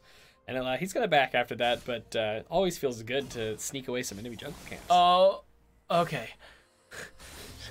Just jumping in and a QE there. Might have been able to kill with the auto attack, but Xander had flash and ultimate, so you don't really want to chance that. Yeah. But yeah, that's kind of an interesting thing about Kled is his base health bar scales better with resistances, obviously, because he can't actually stack any health on top of it, but resistances will make that portion of his health bar better. Yeah. But if you stack health and you're able to remount, that's a huge reload. Yeah. It's basically a heal, and if you can remount and you're building a ton of health, then that's a lot more health to get back if you're building a lot of health-based items. So, most of the time you're probably going to build health. That's going to help you out, better in a lot of situations. But the resistances can help you out. The number of times that I've gotten a Kled to 50 health and then he jumps back on for a 1500 health boost. I'm like, are you kidding me? And then he finally has how many times do I have to teach you this lesson, old man? It's like, no, but unfortunately, the worst part is usually we just end up dying because he has abilities it's not even again. That. It's like, oh, well, I guess I die now. He's a champion. All right, Infernal Drake is up. Second dragon of the game. And looks like we're seeing both teams pay attention to this. A-Spin and True Rage hanging out in the bush. But as Dev's Intended is here, the teleport coming in from Michael Cox. That's going to be the flash away by Static Senpai. Jumps in with the Killer Instinct. As Dev's Intended going very low. The Ornhorn comes out. A-Spin on the run, going to go down to the Ignite.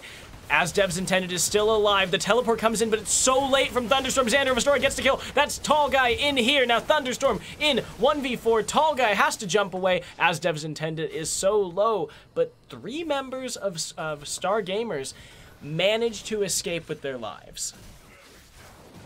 And Tall Guy, yeah, they used everything, but Thunderstorm's teleport was so late for what they needed. As Dev's Intended actually taking a lot of damage. Charge comes in, jumps onto Scholastic. Thunderstorm gets onto Dev's Intended. He does get the kill here, and now Tall Guy jumping into the fight. True Rage is very low. The wall goes wide. Tall Guy has to get over the wall, manages to get over the wall, and that is 2 kills to answer the bot lane of Star going down. Scrambles is still in here. Scrambles is in the middle of the pit. He's not going to be able to live through he smites for health. The smite, don't know. Xander of Astoria steals the Infernal Drake, technically. And Michael Cox is going to finally, he flashes to the side, but he's going to lose his life.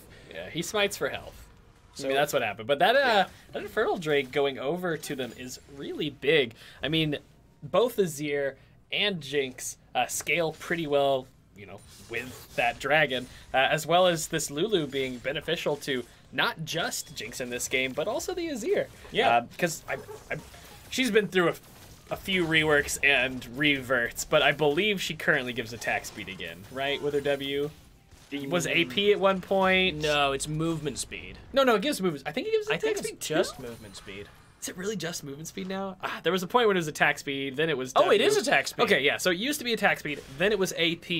Yeah. Then it went back. Yeah. I think when it became AP, they were like, you know, why did we do this? Yeah, why? This doesn't even make sense. This is just... Like, why? She's a support in a bot lane with champions that don't use it. So then she kind of became a solo laner, honestly, because...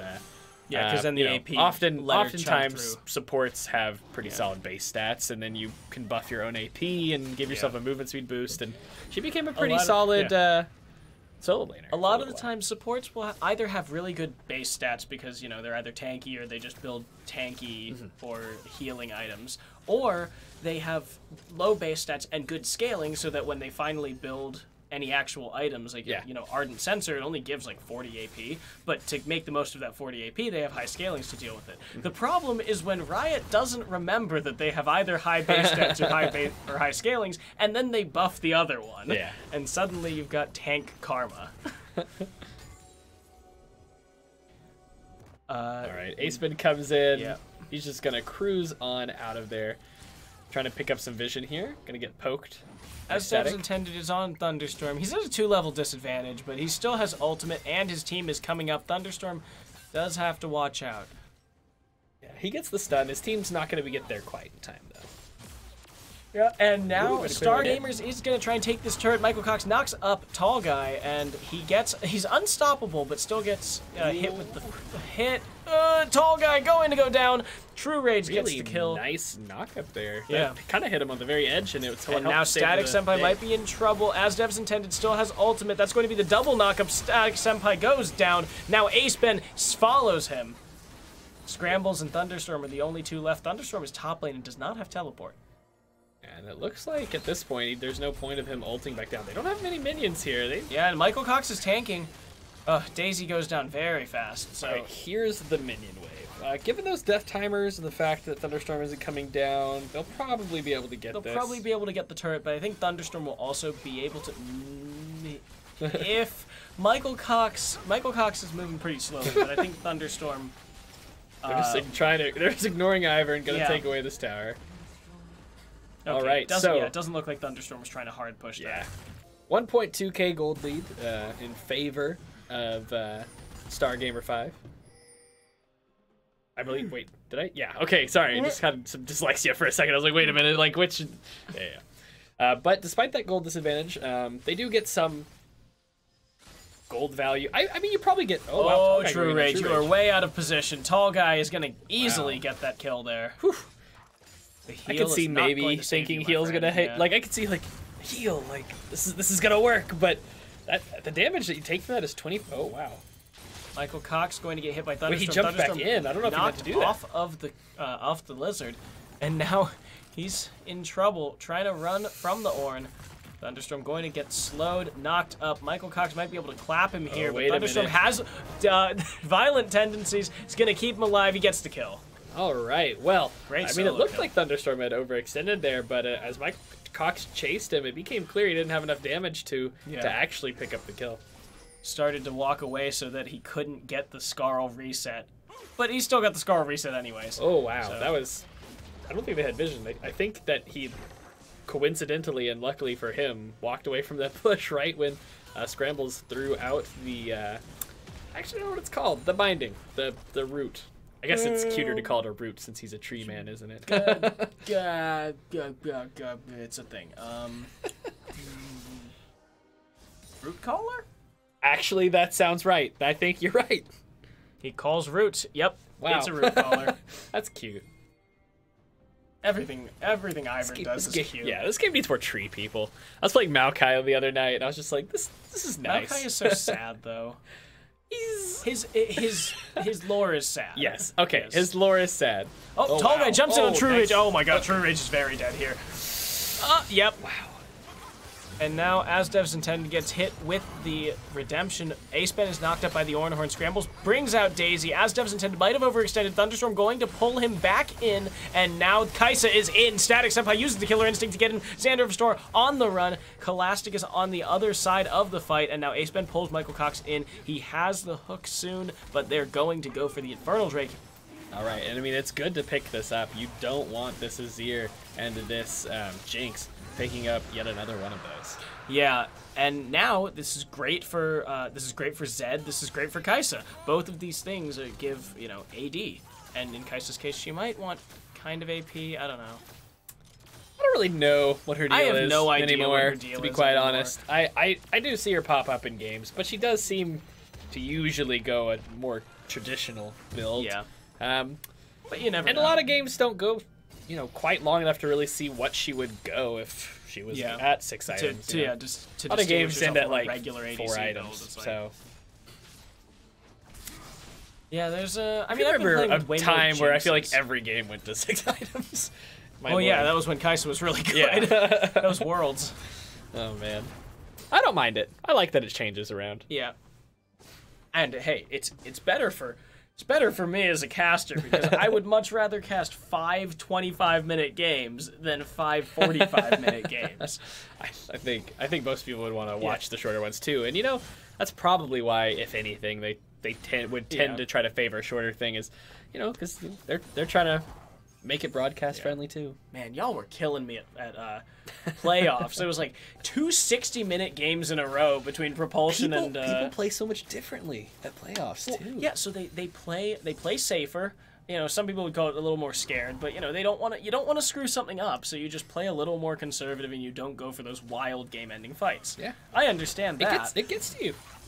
And there end up being a lot of fights where people are like really cautious about throwing a life away and like losing the game off it. And you'll see a lot of fights where like 1 or 2 people walk away from the fight on each team. Yeah. And they kind of go back and stall it out too. Yeah, I do like those, just the throwing each other against each other at 40 minutes until someone finally loses. All right, looks like they're going to start looking for this Baron. Yeah, they're going to clear that ward. Static Senpai doesn't have Guinsoo's yet, but he's pretty close. Still has all of the components for damage. It. Wow. So I've said hefty way too much this stream. I'll dial it back. It's not as bad as extremely. Extremely. Yeah, Alarcion was in chat earlier during the Shadow Isles broadcast, and he would just post extremely every time Siren said extremely. I think I noticed that Siren would say right now a lot. Yeah, right. I mean, I always get into weird habits and start saying things a lot. Like, I've said hefty way too many times this stream. Must have been. Yeah, I do whatever I can to not say the same thing multiple times, just because I hate it. I hate the way that it sounds to me. I know. And I just noticed I was doing it, and I went, oh, crap. That's a lot of hefty. Hefty. I know. I was like, maybe I fell asleep watching the dogs on TV on. Last week it was McDonald's. This week it's Hefty. Now Right, True Rage might be caught. The Static Senpai jumping in, and now the flay away from Asdev's intended. True Rage going to go down very quickly. Tall Guy chasing down Kolastic, uses the death mark on him, pushed away by the Azir ultimate. That's Asdev's intended going to fall to Static Senpai. 2-0 right now. Kolastic barely got away with the flash and ignite. Both use Xander of Astora having to jump over the wall. Not going to find him there. And now the minion. They actually don't have a minion wave. They just dove that turret. I mean, the fight broke out in the jungle. They, started winning it. They pursued it. They've got a pretty large gold lead now. Hey, not saying hefty. It's not a hefty gold lead, it's but not it is a sizable gold lead. Sizable. Oh, nice. Yeah. Significant. Significant. Yeah. Anyway, inordinate. They've got a good gold lead right now. Yeah. And they're gonna try to take this Baron. Thunderstorm's trying to run some interference here. Thunderstorm also blocks the ult. Yeah, here comes Ornn ult though. The Ornn Horn does not steal the Baron. Smite it away with about 400 something. Sorry, Sleeper Diamonds. Heimel is not on your team. This is not Steel Team 6. This is Sleeper Diamonds. So they are not going to be able to secure the Baron, and now Scrambles and the rest of the Star Gamers are going to try and push this in. They have to crack these inner turrets before they can access the base. They are 7,000 gold ahead. Yeah, they're 7,000 gold ahead. Yeah, they've really taken this game by storm. Things were looking, pretty close for a while there, but really starting to snowball. I know I've said snowball a lot, but that's a term. Yeah, that's a term. That's not like exactly. That's just a random word. But yeah, no, they were able to win a couple fights, pick up a Baron off of it. Those last two fights were definitely really definitely flashpoints for Star Gamers here, where they just took this just pretty even. There were small leads. There were small leads in the lanes, but then taking this and just exploding with it. Yeah. Try to clear away some vision. Get this game back into a winnable range for them. Sleeper Diamonds. I mean. Sleeper Diamonds does. That is another Infernal Drake. Sleeper Diamonds would love to contest this, but I think they just feel like they've got too much pressure from Thunderstorm in the top lane, Tall Guy in the bot lane, Baron buffed minions. They just can't quite contest it at their gold disadvantage. They'd lose too much if they went for it right now. Yeah, and it looks they'd probably like, lose 2 towers. It looks like Star Gamers is going for the 1-3-1 here. Thunderstorm backing off a little bit. He probably has some gold in the bank. Fair enough. Tall Guy's very ahead right now. Yeah, Tall Guy very ahead. He's 5-1 and 3. Has both of his lethality items, and looks like he's going for the Black Cleaver next. Meanwhile, the 3 in the mid lane. Tall Guy has Deathmark, and Xander of Astora has he does have Barrier, so he should be able to fend off any dives by Tall Guy. All right, they've got the cannon minions still poking away at the tower. Man, I'm not gonna lie, I actually kind of enjoyed it when Baron buffed cannon minions were like OP, and you could put item buffs on them to make them super. The Bannon minions? No. The Bannon minions. I thought it was fun. No. Unhealthy for the game. Yes, unhealthy for the game. But I thought it was so fun. Yeah, when we would play Flex 5v5s when Bannon minions were a thing, and you would have like 3 to 4 banners on every team. Oh, it was disgusting. I thought it was so fun. No, I don't want it in the game. I would hate. Balance-wise, not great. It was hilarious when you were winning. It was horrible when you were losing. Yeah. It's not worth it. It's funny though. They auto attacked ridiculously fast. Yeah. It's just, they were nuking down turrets in like oh my 4 god, or 5 they did so spots. much damage too. It was so bad that they literally removed Banner from the game instead of actually, instead of changing. Trying to balance it. Yeah, they were just like, this is not worth it. We're just getting rid of this. It's a lot of damage. Banner is not a fun. Banner's not a fun item. We just realized it. Oh man. All right, red turret going down. Still pressing the lead with these Banner minions. Baron minions. He's a Bannon. Bannon? Yeah. Oh my god. Too much. Now Tall Guy, oh my god, destroys Scholastic without even jumping over the wall. So this is going to be the bottom inhibitor turret going down in short order. Daisy tanking. Yeah, they are out of Baron minions though. They have run out of Baron buff, so it is going to be a little bit harder, but now Thunderstorm just took that on the top side. Yeah, starting to pressure this Nexus tower. True Rage very low. Flashes away from his team. True Rage, he's going to lose his life to the death mark. And now the inhibitor turret is down. The Ornhorn comes out, doesn't find anyone of significance because Static Senpai is in the back of the fight. Or he's in the back of the team. Yeah, I mean, what you got to do there is you probably need to, like, walk up to the inhibitor, face the inhibitor, so that way Zed appears behind you, and then as soon as he appears, flash over the inhibitor. Flash over the inhibitor. That's like your only hope. Your team can collapse on. That's like your only hope to try to get some distance. But yeah, it is predictable in that he always will land behind you. But least. The panic flash, he teleports behind you, says nothing personal, exactly. Kid. But yeah, the panic flash when you're the ADC and he jumps on. I mean, I get it. I've done it. Yeah. It's frightening when a Zed ults you and he's ahead and you're a squishy. We all have those games where it's like you can't leave your base. And Zed will kill you if you do. Yeah. So you just decide to AFK because it's. I mean, you know, they scale pretty well. I think that they should be decently happy to stall the game out at this point. I mean, if Azir and Jinx can start to scale up, they don't have 2 Infernal Drakes, but they've got 1, and they've got a Lulu, plus 2 tanks that are going to scale. Not to mention that they have the Ornn, who's an excellent late game champion, especially when you have these ally late game champions. Because, you know, as he levels up, he gets to give everybody, like roughly like 800 gold of stats or something, roughly, to everyone on his team. And that's pretty unique because that's not something that any amount of gold lead can compensate for from the other team. You know, that's just a higher gold ceiling for you and your team if the game goes that late. Scholastic is dead. Yep. That's there's nothing to be said about that except Scholastic's dead, and I think True Rage also is. Oh yeah, he's very dead. That doesn't even. I mean, didn't use the ult to close the gap, but for the gap close, but doesn't even need the damage from it. Yeah, you were saying that you think that they can scale back up, and you have to just let Jinx and Azir scale up. But the problem is they left the base. Well, yeah, they left the base. I don't see any world where, short of like a god play by Xander 1v5ing under turret or something. I don't see any way for Sleeper Diamonds to come back with just how far ahead Static Senpai and Tall Guy are. Oh, for sure. No, I'm talking like 50-minute game, everyone's full builds. Yeah, Static Senpai actually going very low. Xander Restore does not find him. Now Michael Cox is going to... No, he doesn't. He doesn't get killed.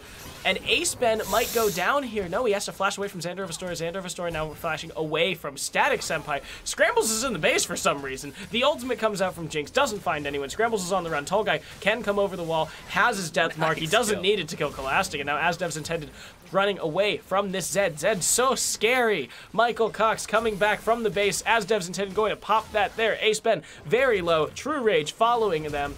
That's the flash forward by Asdev's intended. Oh, he jumps onto True Rage. True Rage is so dead right now. And Tall Guy gets out. Ace Ben healing for Asdev's intended. Scrambles jumping away, flashing away. Asdev's intended. Oh, this Thresh is doing so much work. Scrambles gets the kill. Michael Cox almost kills Tall Guy. Tall Guy going to get hit by the redemption. Michael Cox stunned. Xander Vestora finally here. Scrambles goes down. Tall Guy low. But Tall Guy jumps back in. He kills Xander Vestora. Now Thunderstorm is chasing down Michael Cox and Tall Guy is on the run. Nothing. What is happening here? Sleeper Diamonds. They're just all dying. Tall Guy flashed around. What? Wow. And what a ballsy Zed, honestly. He just kept going back in and deleting people. 11, 1, and 5 now. So much damage. Did Tall Guy kill 3 people? I don't even know, honestly. I feel like over the course of that, he somehow killed everyone. He popped Scholastic. True Rage finally came back. He killed True Rage. Did he get the kill on Michael Cox as well? And Scrambles got He might have just juked the last one, and someone else got the kill. But he got a lot. So he either got 3 or 4 kills there. Yeah, wow. So... given that fight, given that they're picking up this Baron, it looks like this game is not going to go in favor of Sleeper Diamonds. I think maybe their comp is just like a little too late game. Yeah, I mean, Zed is pretty well known not to be exactly a late game champion. Yeah, late game you can get stunned and insta-gibbed. But he's a kill your He's a crazy good mid-game champion, though. I mean, I think Assassins are often pretty solid in general in the mid-game. Yeah. Some are better than late game than others. But that's the Kled charge. His entire team is coming in, except for Ace Ben. Ace Ben's not here. Now Tall Guy, Static Senpai actually gets that kill. Thunderstorm, all 3 are knocked up. That is Thunderstorm torn apart. Now Michael Cox chasing down They're going to have to just kill Thunderstorm instead. They do get it. That's Xander Restore with a 900 gold shutdown. True Rage gets pulled in, though. Tall Guy going to jump in. That's going to be the kill by Static Senpai. Michael Cox is on the back. Static Senpai taking so much damage for Xander Restore. That's Tall Guy on Xander Restore. The Zanya's Hourglass comes out. The pop does not hit him, but it doesn't matter because Tall Guy has so much damage. And now Michael Cox gets the kill onto Ace Ben. Tall Guy chasing down, gets the final kill. That is the ace, as devs intended. As 3 seconds left. There's 6 super minions, 8 super minions in the base. All right, and this poor Sejuani, is not going to be able to contest the... Oh, it doesn't quite make it over the base. It doesn't really matter. Yeah, the Winions are going to finish this off. And Tall Guy drops the Fiora. Okay. Okay. Well, that was pretty good game on their part. Wow, they really snowballed like crazy. They were faring pretty well in the bot lane, faring pretty well in the mid lane, and Tall Guy just started picking people left and right. They weren't keeping their tanks right on top of their carries. The Lulu didn't seem like she had any polymorphs on the Zed, as far as I could tell. Would always get killed before having the chance to do that, and the fight would continue on after Lulu's death. Not getting to stop I was about to say, you know, it felt like just a lack of peel on the side of Sleeper Diamond's comp, and then I looked at the comp, and I was like, wait a minute, there's so much peel here. They just were never... You've got Sejuani, Azir ult, Kalas, just the entire champion of Lulu. But it's polymorph. Just, they were never in a good position to do it. Kalastic constantly getting caught out, and as well True Rage getting caught. Thresh hooks, Zed jumping in. It was just not... just not the execution that Sleeper Diamonds wanted for this week. All right, well, good game, both teams. Yeah, good game. We're going to be hopping out of this one, and we've got 2 more. Yeah, 2 more. So the next one is AVRM2 versus UCO Gold. Yep. And the final game, the match of the week, is Weird Flex But Okay versus Maximum Effort. So we'll be back in just a few minutes with the next game. Don't go anywhere. Thank you, everybody.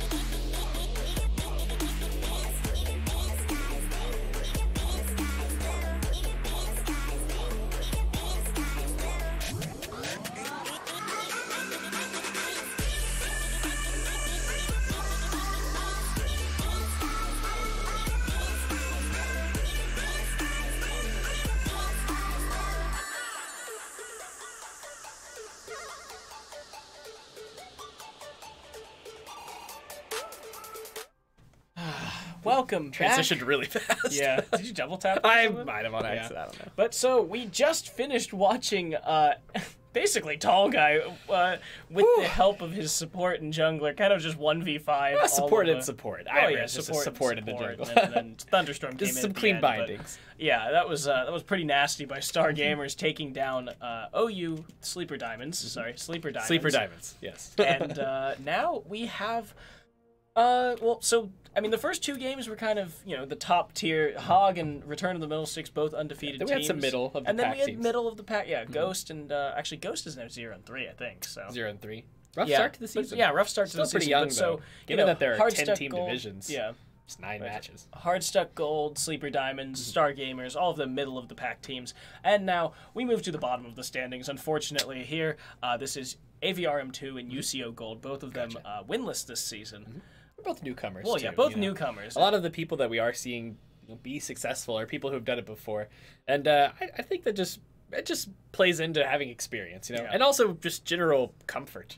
Just kind of being in an environment you've already been in before. You know the ropes. You're not stressed about anything. You know everyone else in the league. You have better. You have better. I know. Just with time, you can improve even beyond this fight between newcomers. The fight between the two newcomers between UCO Gold and AVRM2. So let's get into game here. Yeah.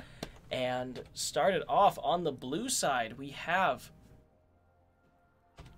On the blue side, we have U, which to my knowledge doesn't stand for anything. Their team name is I think it's their, AVRM2. It's just AVRM2. I think it's their first names. Oh, it's all of their first names. That makes sense. All right, so and then squared because one of them. There's two M's. Right. That's where it is. That's where it comes from. All right, so we've got Rothu 09. Rothu 09. Addy Mad. Sorry, he's on Urgot. Addy Mad in the jungle on the little bit of poke going on here. Yes. On the Rammus. Yeah. Okay. Manoj Parentala on the Zillion mid lane. Vinky 464 and TVMK on Caitlyn and Thresh in the bot lane. What a classic duo. I mean, not that they have like a ton of like explicit synergy, but I feel like that's just such a core bot lane in my games, at least in my experience over the course of years of League of Legends. Yeah, if you're going with like classic bot lanes, it's like Caitlyn, Thresh, Lucian, Braum, Jinx, Nami, and then like Kog'Maw, Lulu. Back in the day, there was Ashe Zyre for a while. Not so much anymore. I guess it can't really be. Brand. That was that too. That was another one. Caitlyn Annie used to be one back when Annie was a support. Yeah. Because they both had super high auto attack range. So yeah, that was why. It was obnoxious. I remember that. But I definitely abused my fair share of Annie. I don't even know what made. I guess what made me think of it is Garrett. But do you remember there was like a short while where they took some like Juggernaut champions and they experimented with giving them like a bunch of extra auto attack range?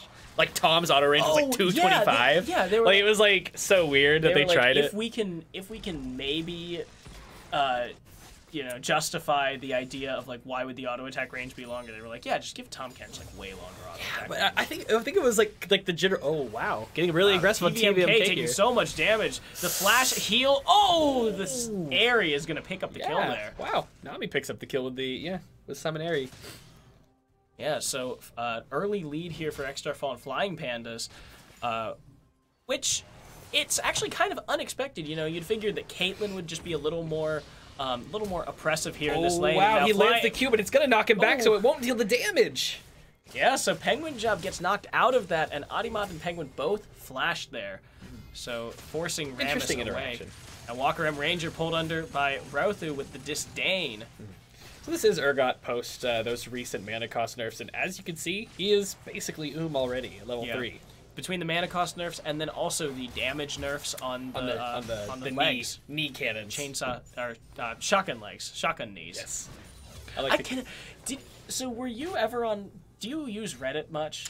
I actually don't use Reddit too much. Burning the flash, respect but flash by Rothu there.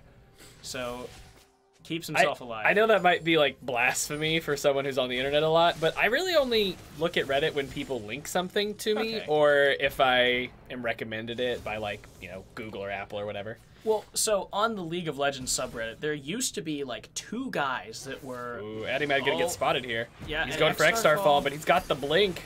Yeah, going to redirect him. He's not going to be able to find anything.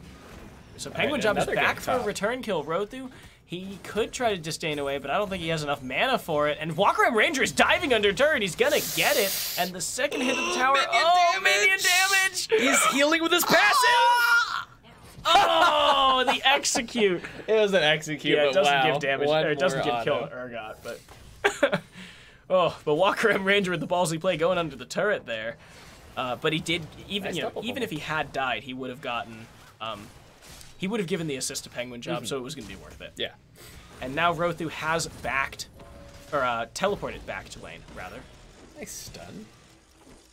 Zillion also, honestly, like, I could see it going very in Zed's favor if the Zed starts to get ahead, but as long as things stay even or maybe in Zillion's favor, he can't get killed. Yeah, he fares pretty well against the Zed thanks to that, thanks to the ultimate. Yeah. He can also double bomb himself during an ultimate to pretty much always land the stun unless Zed has, unless the Zillion has bad timing, lol. Or unless, or the Zed has, you know, god Twitch reflexes on those blinks. But yeah, hard for Zed to really snowball on a Zillion. Mm-hmm. Not impossible. Yeah, so I think Setherson's look here is roams. Because, I mean, and you've got to roam to the bot lane because Venki's the only person that you can really kill as a level 6 Zed.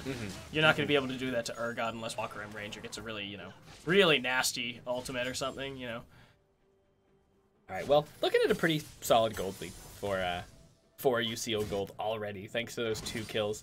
But their top laner is extremely down at CS. Yeah, I just noticed that. I was going to point that out. He's got 6 CS currently, which is 20 CS deficit. Which, you know, 20 CS at 6 minutes is like, oh, well, you're really getting smashed in lane. But rather than the delta, the actual numbers are the ones that you have to look at because, you know, 30 CS at 6 minutes is like, oh, wow, you're, you know, you're like having some trouble here. Except job getting chased here by Zillion. His bot lane's gonna meet up with them though, and he's gonna back away. Yeah, no, there's been a lot of fighting going on top lane. There were like 2 ganks, but you know, even though you pick up the kill, if you wind up down 20 CS, that's essentially a kill. Or maybe a little bit more. Yeah, it's a little more. Depending on, I don't know. Cannon minions can make it vary, but like, I forget what the numbers are anymore. It used to be on average 18 CS was a kill because. Yeah, but now I've also heard that there's like ways that it can be like maybe even like 14, or if it's a cannon mini wave, it's 12. I don't really know specifically, but. He's like roughly up a kill and a half, maybe, or maybe just a kill. Yeah, I'm guessing if Walker M. Ranger missed cannon minions, then he's up a kill and a half. And now he goes in on Rothu, gets disdained, the Purge comes out, but Rothu is just completely out of mana here. Yeah, honestly, ever since they started shifting gold to be more heavy into things like cannons and into scuttles, in order to get you to contest things, which I like that as a change. But like... And because they make those changes, it also makes the CS stuff harder to keep track of. That's why they also, you know, would make certain jungle camps count for more, so it would look like it'd be a better representation of where you stand in terms of gold. But then you can pick up CS from lanes, and you know, it's not a great judge of gold. Yeah, all sorts of nonsense. But so, you saying like, you know, they make the cannon minions worth more in order to contest them better. It just reminds me of it's like the mainstay of like classic League of Legends videos is the one guy that he was a top laner. He was doing like a educational stream, so he's talking about like, you know, how to bait correctly. And so he's doing this in lane, and I think he was playing Warwick top, but so he says, okay, so I'm going to position myself here because I know that he's going to try and go for the cannon because people do really crazy things trying to get cannon. And so the guy, like, you know, overextends, and just as he says, he, you know, jumps on him, he kills him, and he says, yeah, I knew that because, you know, people do crazy things for cannons. And then he sees that, like, the cannon minion is a little bit away, so he, like, flashes across the lane to kill it, and he goes, people do crazy things for cannon, man. I don't know what to tell you. That's pretty funny. Actually, a lot of fighting going on right here. It looks like Adimed picked up the red buff. Yeah, Adimed picks up the red buff. He flashes at Penguin Job, trying to get ahead of him, trying to stop him from blast going out, but Penguin Job still gets the blast going out. So. Or taunting him, but I guess the cooldown wasn't here. Now Rothu might be in trouble. Penguin Job jumping in, but he does get 3 shotgun knees. The Purge is on, and Rothu has to flash away. Walker M. Ranger chasing him down. He has ultimate. He's gonna get the kill. All right, so Adimed decided he didn't want to fight, but he made the kind of funny decision to just kind of run through. by. Like, Yeah, he just pieces like runs through the enemy team and leaves. Walked in, like Setherson jumped away, and Adimad was like, nah, bye. This isn't my thing right now. So X-Starfall does get a turret plate here, which is good for this Ezreal. The scaling, obviously. Close. Almost lands the hook, and there weren't a lot of minions there. That could have been potentially deadly for X-Starfall to throw down the his blink. Arcane Shift, right? Arcane Shift, yep. To throw down the Arcane Shift without actually getting away, getting pulled back under a tower. That cooldown's still pretty high. That would probably have been a burned flash. Tidal Wave comes out from Nami, takes Venki so low, actually. If you look at that in the bottom, or the middle right side of your screen, he had 100 health, so... Wow. Very tiny miscalculation, but it does... Blink to it. Do it. Link to it. He does not have ultimate, but right. Menage does have ultimate. And I do want to say, even though Menage has been poked down for most of this lane against Setherson, Setherson hasn't gotten a kill. Menage has... he is at a CS lead. And he's managed to get a lot of really good double bombs off on Setherson, so props to this Zillion. And this Adimad has been ganking so much. He's down a hefty bit. It's been a while since I've said it, so I'm fair to say it now. Hefty bit of CS. He's down a hefty bit of CS, and, you know, as a part of that, he's down a lot of experience, too. He just hit level 6, but but a little while ago, he was 4 to Penguin Job 6. Yeah, when they were fighting there at that red buff. And now it looks like Penguin Job is taking the initiative, bringing in this dragon. First dragon going to go over to UCO Gold. Now Rothu gets a turret played up in the top lane. So yeah, the bot lane of AVRM2, they need to catch a break, really. Menage knows that everyone's bot lane, so he's teleporting in. He has ultimate. He's going to give TVMK... nope, not going to give him a level to flash forward, but he doesn't flay. But he pulls in Flying Pandas. Penguin Job is here, though. TVMK going to go down. Menage caught in the middle of the team. He uses the ultimate on himself. They're not going to touch him for a little bit until that ultimate is down, but he gets out. Walker Ranger cancels the teleport. Good play there by him. And greedy of Rothu to try and do that right there in lane. So now, only having lost one member, AVRM2 actually comes out, better than I expected, but no, now Penguin Jump jumps in. That's going to be Venki going down as well. Setherson is going to lose his life to the taunt. Adimad is finally going to go down after getting the kill there.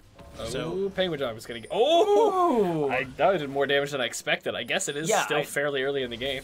Yeah, fairly early in the game, and he has no health or armor, so... Yeah, wow. He went Boots of Mobility. I actually don't know enough about jungle, but I that's probably not what you do. That is almost definitely not what you do. Okay, I'm just... especially since you're looking at, Caitlyn and Urgot as the two biggest, threats on the team. You want Ninja Tabi here. I'm just gonna say you want Ninja Tabi here. I just don't know unless you want like Merc Treads. How good of an investment Mobies are for like pretty much anybody but a support, maybe. Yeah, Mobi's not. Well, yeah, they're just not great. I mean, he's got solid team fight mobility thanks to W and Q, but that doesn't mean you don't want. You want those combat stats. Yeah. Well, and combat stats and the in-combat movement speed. I suppose he has been fairly present across all of the lanes, and a lot of that, some of that is to be... is due to them. Yeah, it's due to those mobility boosts. I get it. I'm not saying it's not without if he sells them, merit. If he sells them and gets them later, or if he sells them and gets better boots later, I could definitely see that being a good choice. Walker Ranger flashes away, though. The bubble hits Venki, and now TVMK... Oh, Penguin Job is here, and that's going to be one kill onto TVMK, and the second kill onto Venki. X-Starfall going to pick up that one. So now they can take they're going to be pressuring down this turret. It's got 3 plates left, so they're going to be able to pick up probably the whole tower before 14 minutes hits, which is 50 awesome. seconds. They'll get, they get first the tower. Here. Yeah, they'll get first tower and every single plate on this turret. So second pretty good. Plate Penguin Job's leaving. Going to leave the gold to the bot lane. That's nice of it. They have no trouble getting this now. So with Ezreal's, the new way his EQ works, or I think WQ. Sorry, yeah. Does that make his Q hit the tower, or does it just apply on his X? It just applies, yeah. Okay. So his W just deals a whole lot of damage. That's basically what it does. Deals a whole lot of damage after a Oh my god, he jumps in! Okay. I thought that was just going to be a kill, but now Manaj goes down, the bubble was on him, and that's going to be the shutdown on X-Star Fall. TVMK very low. Penguin Job, don't do it. Don't do it, man. But Adimad going in. Penguin Job has Dragon's Fury. He is going to get he's going to back away. He sees some of Rammus's friends thinking about coming in. Boy. Oh, he might go for this kill, though. Misses the Sonic or Resonating Strike, so he's not going to... Sonic Wave, Resonating Strike? Yeah, Sonic Wave, and then... Sonic Wave into Resonating Strike. Is it? Yeah. I keep thinking Resonating Strike might be the E, but that also doesn't sound right either. I think you're probably right. I think that one's Cripple. I think you're right. That sounds no, that's Darius W. Oh, well, his might be Cripple, too. No, okay, Cripple. Tempest, so it is Cripple, Resonating and Strike. then Sonic Wave, Resonating Strike, Safeguard Iron Will, and Dragon's Fury.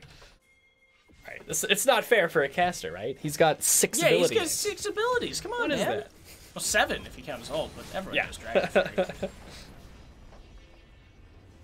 All right, so things not looking great for AVR2 right now.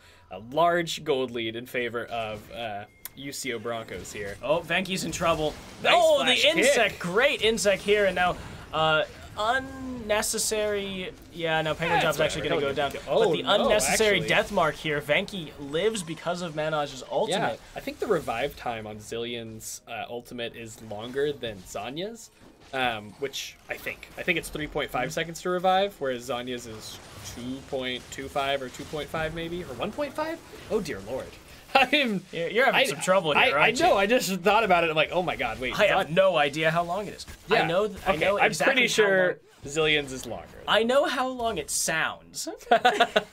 You have the feeling for it as a League of Legends everyone player. knows the audio cue for it, but like, how many people could tell you the actual amount of time? I probably could have at one point, but I'm blanking on it now.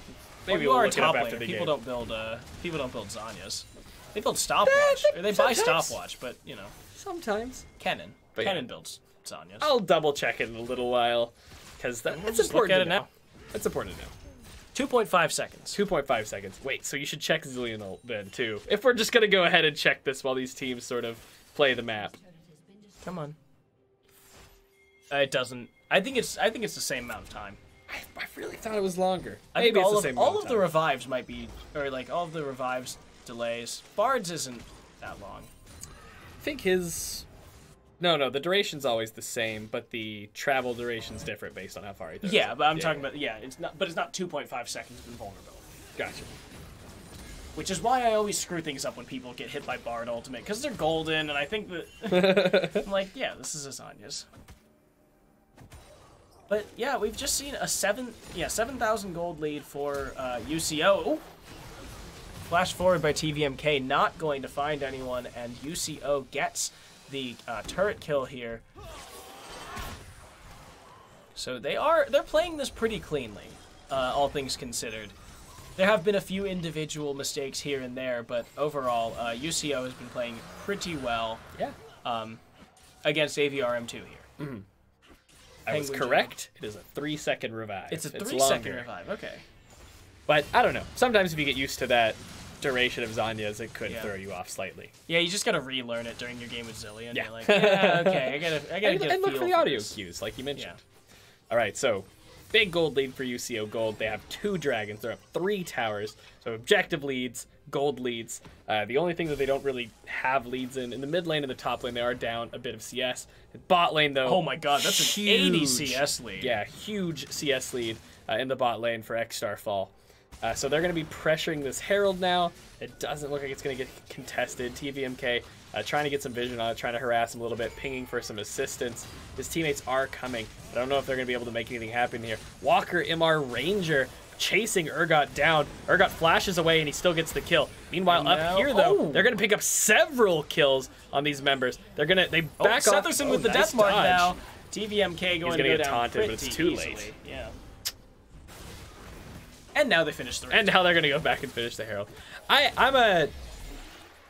Sometimes my team will call something else and I follow the call, but personally, I'm always pretty much a fan of of backing off of a Baron for the fight. Yeah. It's risky, you know? It's like, you don't know, if you don't have vision of all their teammates, like, you don't know what they're planning. You might as well just try to grab somebody when they show themselves or overextend a little bit. Spoken like a guy who hasn't already warded out their red side jungle twice at this point. All right, they're going to go try and pick up some CS in the top lane. They are. Venki is. Going to try to get a little bit of that CS gold lead. Walker M Ranger might be in a little bit of trouble. He's taunted, but thanks to that Perseverance, his taunt is going to be the duration will be shortened considerably. So that's good. He also may have gotten the tenacity rune as well. Now TVMK in trouble, knocked up. That's going to be him getting killed. Venki jumps away, uses the flash to get away. Starfall following him, but does not look like he can finish up. Penguin Job is going to get the kill onto that blue buff, but now he's jumped on. That is the ultimate, kicking away Adimad, jumps back in, gets the resurrect on him. Rothu now on the Urgot. Strange choice of death mark. That's the ultimate by Walker. That's 2 kills now. Minaj is down. Adimad walks away thanks to that chrono. And Starfall picks up the kill onto Venki. Venki just trying to get some farm topside, but gets 2v1 by Flying Panda and Starfall. Chrono Shift. Yes. Can't kill you in the zillion. Cannot kill you in the zillion. But now Starfall. Now TVMK, I think he's just going to get soloed down by Starfall under this turret. And now Starfall looks like he is going to crack this inhibitor turret while his other 3 members of his team take down the bot side inner turret. The Rift Herald gets dropped by Penguin Job. This is going to be the mid lane inner turret going down as well. Yeah. UCO looking pretty clean this game. I don't remember the schedule by heart. There's 4 to remember. You mentioned that. Oh, hold on. Now Minaj, he's going to go down. The Chrono Shift was not available. Now Flying Pandas is going to get taunted. Oh, they're hitting the wrong guy. Venki, that's the right guy to hit. Absolutely destroyed. And now Setherson is coming in.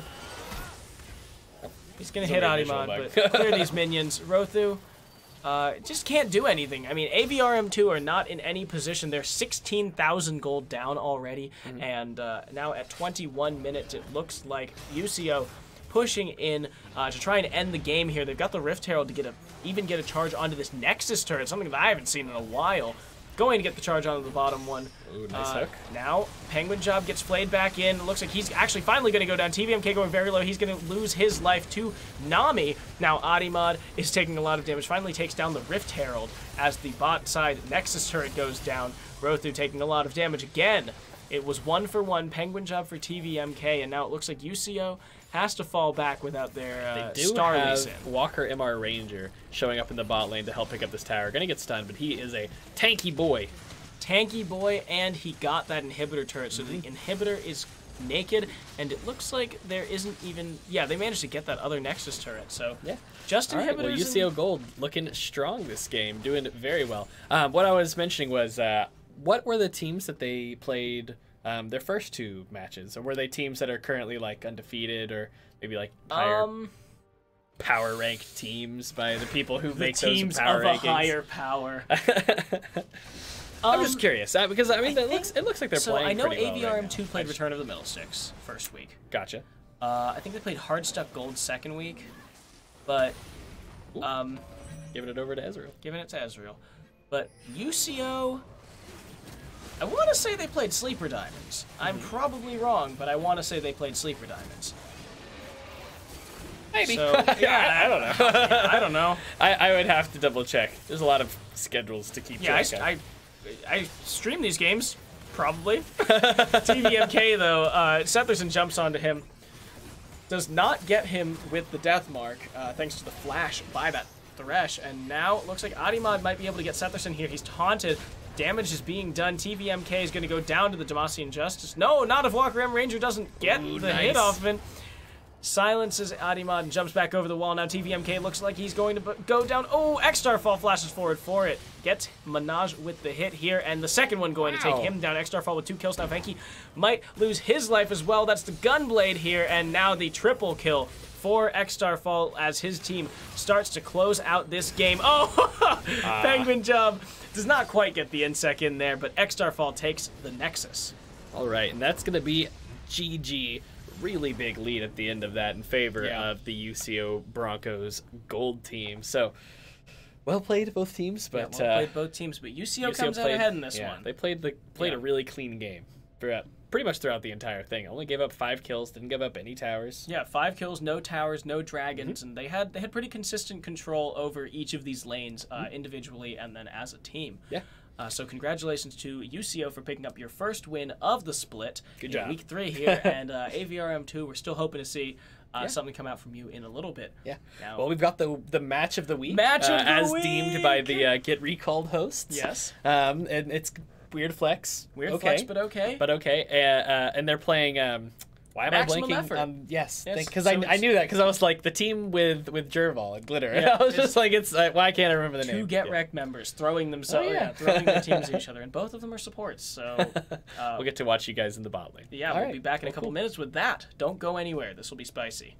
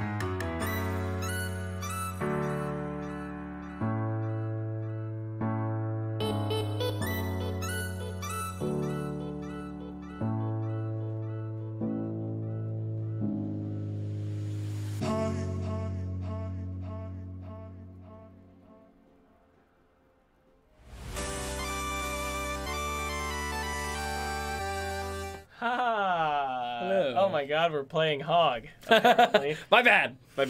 Typed in Hog. There were Hog people saying things in chat. Yeah, it's Max. And that's our match. It's Flex versus Max. Flex versus Max, yeah. That's not Hog. Not Hog. What we're going to do is we're going to get in the game. Yes, we Flex are. versus Max, our game of the week. Woo! So that is... Yeah, okay, I can still hear. Yeah, we're going. We're in here. We're starting. Flex versus maximum effort.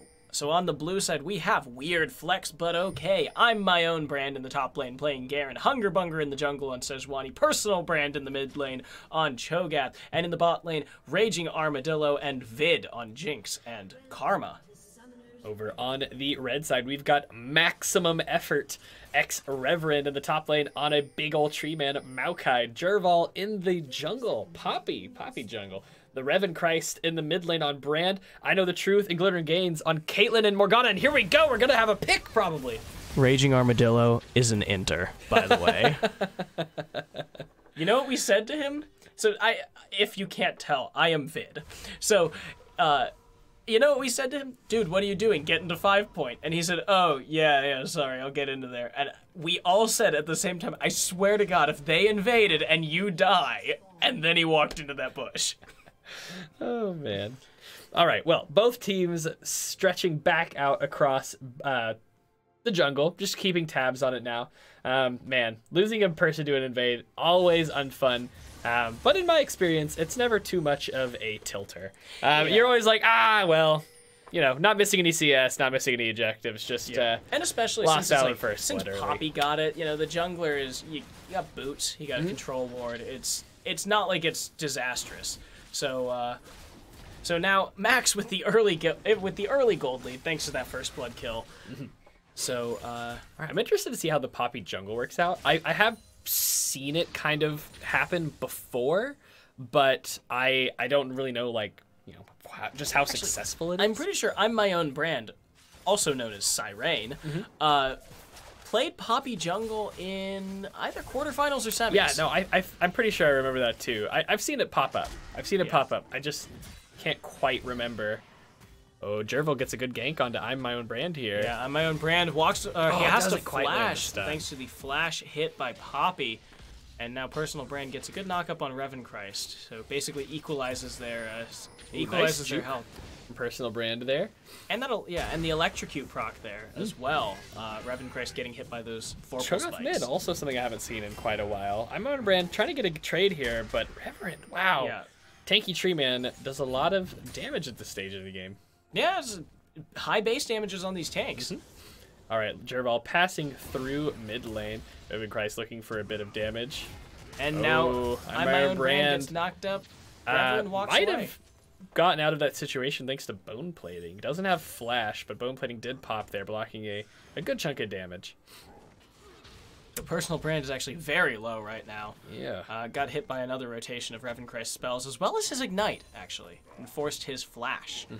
So, I'm my own brand. It's a little odd to see. Oh wait, here comes Hungerbunger. Hungerbunger is here for I'm my own brand. They're gonna knock up Reverend. Reverend doesn't have flash. Wow. Hungerbunger going to get the. Oh! He never stunned. That was close. I'm my own brand looks like he's not going to die to minions. He is going to get out here. Personal Brand looking just to try and last hit while dodging as much damage as possible. Revan Christ chugging these pots, helping out his harass, giving him more mana sustain so he can keep flinging these just kind of wild skill shots, just trying to predict all over the place. Where Personal Brand's heading, trying to hit him where he can. And Personal Brand's doing everything he can to try to juke these. He's got some fancy feet. He has not gotten stunned so far. I mean, since we've been watching. He did not get stunned. He's only been ever getting hit by E, which is a targeted ability, and W, which is massive. Massive. Hungerbunger is here for Revan Christ. Might find a gank. Revan Christ seems to be a little wary. Oh, Revan Christ walks right into it. The flash forward by Hungerbunger. Wow. He's solo good. Yeah, actually pretty darn good flash because. He was able to get off the proc. It at least looked like he got off the proc. He got the thanks other to the hit flash. Of the flail. Yeah. And then, big flash. Got to, actually activated his stun that time. All right, I'm my own brand, looking a little bit low on health, trying to get some CS. Wow. But thanks to that grasp of the Undying, and he is He does a lot of damage with that silence, or decisive strike, I believe it's called. Yeah, and now Reverend gets hit again. I'm my own brand chasing him down. I don't think he can dive. No, but he doesn't quite have the damage to dive, but he is going to push X Reverend out of the lane, which is awesome as the teleport's down currently. So that should be big for him. He does have a substantial CS lead currently, so we'll look to try to make that bigger, get some vision. Looks like as well. Vid gets comboed by a lot of damage there in the bot side. Glitter and Gains got him with the binding, which then comboed into it's Caitlyn. You get the Caitlyn trap on you. You get the 90 caliber net. I'm honestly surprised that when they started going for this Kayle Morgana thing, they didn't really mess with binding too much. Big trade going on here, back and forth, both sides trading a lot of damage, but here comes Hungerbunger. Yeah, Hungerbunger He's going to land on the Glitter and Gains. Glitter and Gains flashes, but gets hit by the second part of that flail. Sorry, I actually started play-by-play casting. And it was an accident. And Raging Armadillo picks up his first kill of the game, and that's going to be big on this Jinx. Jinx, one of those, like, if Jinx has 3 kills by 10 minutes, the game is probably over. Yeah, definitely. When you start to get ahead on Jinx, such a powerful team fight AD carry, thanks to, even if you decide to go the Runeends build, the rockets and the Runeends and the AoE, it stacks so fast. I can give you the personal guarantee because not only did I play this game, but also Raging Armadillo is my IRL brother, so I don't think there has ever been a time, including when ADCs were completely unplayable, where he wouldn't just say, I can play Jinx, and then first item Runeans. We had to talk him out of not buying a BF sword. This game, he was like, wait, can I just go for the Runeans? I was like, no, you have to buy a BF sword. He says, but do I really? But so Personal Brand and Revenchrist are both 6. So we do have the Feast available as well as the Feast. Whoa! Wow, that is a good knowledge of your champion, or just good reflexes. But that was good knowledge of his champion. He knew exactly what he needed to do to put that into ult range, and just chomped him. And that's the electrocute. The electrocute Cho'Gath is. Because it was a good everyone combo. Plays tank Cho'Gath. Hungerbunger is silenced. Reverend is dead. Dang. Yeah, I am my own brand with that Demacian Justice. All right, well, things looking pretty good for Weird Flex, but okay right now. They're up a almost 2K gold lead. No towers or dragons yet, but that's, a lead is a lead. Yeah. Not only are they getting the gold lead from those kills, but they are getting an experience lead, Kills give a large amount of experience. Yeah, and that gold lead, it's, 800 of that 2,000 is on I'm my own brand. The rest is pretty evenly distributed around everyone else. Nice poke there. Oh, I know the truth. Glitter and Gains does throw down that black shield on I know the truth. Really just moral support, though. Not going to stop the physical damage. Yeah, it's all physical, so it doesn't do anything there. But Jervil did not manage to get a gank off. Couldn't get in from behind with I know the truth solo. And Glitter and Gains didn't have ult, which... not having those black chains or chains, but that is Vid with a hit onto I know the truth. Onto Vid there. Raging Armadillo does block the ultimate though. Good guy. I'm my own brand. Starting to pull quite a bit ahead of X Reverend in CS. He was struggling for quite a while during the very, very early game. But thanks to some support from Hungerbunger, he was able to make it through that, even make it through that with a killer, with 2 kills. Yeah. And so now looking pretty good into this big tree man matchup. Yeah, Hungerbunger definitely the MVP hero. Oh, but he gets hit by the Pyroclasma. That's his third hit. Bounces burning ignite. He's gonna kill him. Down goes Hungerbunger to Revenchrist with Revenchrist's Ignite and Ultimate. I really have to stop. I have to stop complimenting people, because every time I'm like, oh, yeah, well, they're doing a lot of work for their team, they immediately just get solo killed or something. Now, Revenchrist gets hit by Personal Brand. Personal Brand does not have Ignite, but he does have Feast. But, I mean... Yeah, the full combo is tanky Cho is actually working fairly well. Yeah. Brand does have a lot of max health damage, which in a general sense, makes him pretty good into tanks because he can put down some good AoE like on tanks in a team fight. But in this like 1v1 scenario, that max health isn't enough to get a kill. And so Personal Brand actually has opportunities to outtrade or maybe even kill Brand in the in that moment.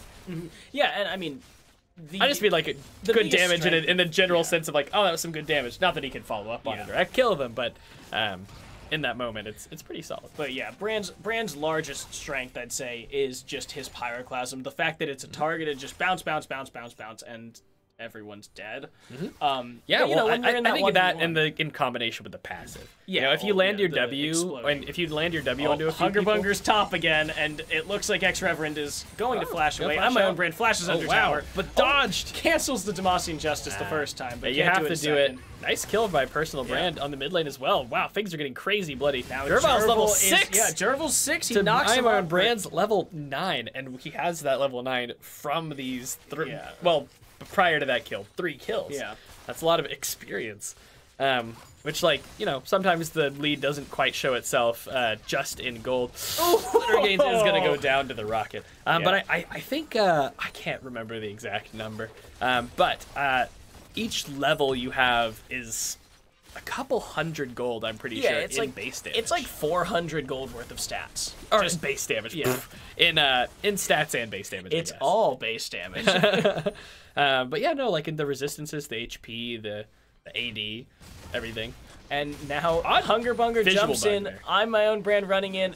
Reverend in trouble again. It just takes half his health to that. Yeah, Hungerbunger just sitting top lane, camping this tree. I'm my own Brand so ahead. Just looking to get is here though. I'm my ahead. own Brand taking one hit here. Jerval not going to be able to get the stun. I'm my own Brand taking a lot of damage here. He does not have his ultimate. And Hungerbunger just kind of gets left alone, flashes away. I'm my own Brand finally going to die. That's a shutdown for 700 gold. Hungerbunger. Oh, is he going to do it? Jerval jumps under, stuns him, gets the double kill, but loses his life. And the Pyroclasm is not going to hit Personal Brand. Yeah, it's not going to hit Personal Brand. I guess it hit him and then bounced back into the minions. Yeah, the bouncing has something to do with passive stacks, and it has a lot of weird prioritizing things. It like prioritizes any first it's like any champion that you can max blaze stacks on. Then it's just any champion, or no, then it's any thing that you can max blaze stacks on, which is, you know, includes you can get it on other Dragon things as well. Yeah, you can get it on Dragon and large buffs. It like prioritizes champions, but it also prioritizes stacks, and then it also prioritizes getting max stacks for the passive. Yeah. So, Vid going to take down this ward here. They are back in lane, and Raging Armadillo does have his Infinity Edge here. Meanwhile, maximum effort goes for this Rift Herald. I'm my own Brand. He suspects something, and he sees something. Personal Brand is coming up to join him. All right, Ex-Reverend, you know, despite being down and having a hard time in this matchup, still can, you know, offer a lot of utility to his team. Whoa! Personal Brand almost picks that up. Yeah, that's a lot of damage. As of Phil Swift once said, that's a lot of damage. That's a lot of damage. And now I'm my own Brand running down Jerval. Jerval is slowed. That's the Brand hit. He doesn't have Pyroclasm. Wow. Ballsy Brand helping out Jerval by throwing down some abilities, some CC, some damage, even though he's like one auto attack away from going down himself. So while Flex does not manage to get a kill there, they do get some pressure here. Raging Armadillo uses the Super Mega Death Rocket, but it goes wide. Personal Brand is here to try and help take this tower, and now they're pursuing Ex-Reverend, who has no mana. He's silenced, just dead. Silenced again, and then struck down. And now chasing down this Poppy. That's going to be 3v1, and Poppy does not win that 3v1. Hungerbunger picks up a kill for himself. Wow, and they're starting to snowball. I mean, they've had a lead for a while, of course, but like they're really pressing. Yeah, it's starting to really turn into something scary, especially since Raging Armadillo and Vid just got that turret down there in the bottom lane right before, 15 seconds before the. Oh, Hungerbunger, you've overextended, my friend. Ooh, Hungerbunger may get out. That's a lot of tank, though. He doesn't have any magic resist, no but magic he's still resist, going plenty to be of HP. Personal Brand gonna land that. Yeah, Personal knockout. Brand landing a good hit, and he for the doesn't kill? have his ultimate. No. But Jinx and Karma going to take down that Infernal Drake. Man, you hate to see that if you're Max right now, because picking up an Infernal Drake when the team's already ahead is so painful to see. You know that what you need to do right now is like hope for a misplay or hope for just a really well played fight on your part, or maybe even just to stall the game out a little while until you can catch up a bit, and then you see them get Infernal Drain. Yeah, I think the look here for Personal Brand is going to get a solo kill, and he is rooted or knocked up by Reverend, but he is going to manage to walk away from this, or is he? Nope, the double knockup. And now Poppy is here. Jervil trying to jump in, stuns the Cho'Gath, shuts him down, but Hungerbunger is going to get the stun here. But he doesn't manage to kill. Oh! What? Oh! It doesn't land. It was... Oh! I don't even know. And now Units. Hungerbunger, he has to run away, but... Units away from less landing than a on him. Teemo. Oh! Raging The Armadillo Jinx Rocket from lands nowhere. The Jinx Rocket. Wow. And yeah, now Raging Armadillo 3-1 has 3 daggers in inventory, and is pushing, about to... I know the truth and Glitter and Gains on their way. Raging Armadillo is ahead, though. Yeah, wow, Raging Armadillo doing so much damage to now. Glitter and Gains, but the stopwatch is going to force that runaway, and now I know the truth. Trying to fight it out with him 1v1. Does not hit the Dark Binding. Glitter and Gains going very low. Flashes away. I know the truth. On the run. Raging Armadillo does not manage to get the zap. No, does manage to get the zap off, but it was so little. Woo. Almost wins a 1v2, or does win a 1v2, but almost kills in 2. Yeah. Wow. I'm actually surprised. So it looks like not too many deaths, despite how dominant it's looked, like in favor of Raging Armadillo and Vid. Yeah. Like in the bot lane, they've been landing a lot of poke that we've seen, and deterring some ganks, and they've taken the tower. But there aren't too many deaths, honestly, in the bot lane. They've really like kept their heads above the water, kind of. You know, like they are down in gold for sure in CS, but they haven't been inting or anything. And Personal Brand gets another solo kill onto the Revan Christ. He just jumped right in there and hit him with the feast. There's nothing you can do when you're Brand. So now these they 3 have that members, Herald. Yeah, they have the Herald. 2 towers. I'm My Own Brand is going to drop the Herald here. Garrett's got a pretty cool channel. Yeah. You see that? It looks pretty cool. Anyway. And now that is the turret destroyed, so that the Herald doesn't take any damage charging in there. Poppy is knocked up. That is Jervil on the run. He's stunned. He stops Hungerbunger from killing, and now Jervil's gonna get away. Yeah, Jervil gets away, but the ultimate... No. Glitter and Gains body blocks it. Good job, but Jervil... Oh, no. The flash forward by Personal Brand secures the kill. And Hungerbunger both flash forward to secure the kill from the Poppy, who stayed a little bit too long trying to get that ult off, trying to push them back away from these towers. The Flex is getting very aggressive here. I don't want to say greedy because, they're not like, they're not completely diving, but they, using 2 flashes there when they only needed 1, a little bit more communication on their side. I think you start to get a little ahead, and you really want to try to jump on every opportunity you can, as a team, and it can make you like a little trigger happy, honestly, because like you have a significant advantage, and it just sort of makes you make some decisions that aren't necessarily great, but you're making them because you're ahead and you're trying to push the advantage. So like it's not exactly bad either. I think that might have been an accidental flash. I think Reverend just flashed in place. Yeah, I don't see any comment. That's always a bummer. But so I mean, it's basically when everyone tries to pull the trigger at the same time, except at this point everyone on your team has bazookas. So you don't need to pull the trigger multiple times. You just need to watch it explode once. So, it's not like it's a detriment to your team. It's just you're not extending your lead. The knockup onto Poppy. And Jervil takes so much damage here. Interrupts Personal Brand's jump in. Raging Armadillo trying to chase him down, but Reverend is here. They don't quite get the turn, though. He sees Reverend coming. Reverend Christ flashes away, but he's going to get flashed after. Yeah. It's going to pick up a kill with the auto attack. Now they're trying to jump on the Personal Brand. Flashes away. That's Reverend running in. That's the ultimate from him. And he is knocked up, but that does not look. Never mind. Super Mega Death Rocket with another kill. Yeah, got Infinity Edge, got the Runeans. Really hard fight back against that. That is so much AoE damage coming out of this Jinx and team fights. And a good comp to and a good comp to keep this Jinx alive. Karma for the shields, obviously. Yeah. And then 3 pretty beefy champions hanging out with quite a bit of CC. Silence and knockup and slows from Cho'Gath. So many stuns and knockups out of the Sejuani. And Garen only has the silence, to be fair, but still does a fair bit of damage. And peeling with killing the opponent is still, it's still an effective way to peel. Death is the best CC, as Mordekaiser once said. It's a silence. It's like a, depending on the stage of the game, like a 30-second stun. Yeah, like, it also knocks them back to their Nexus. So, like...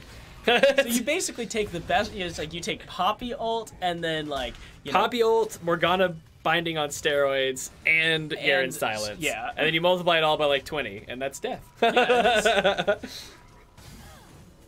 Poppy so this tosses the ult there. This composition from Flex is one of those like win more compositions that we saw today that just didn't, one of the ones that didn't pan out. Except this one is actually working because, the peel.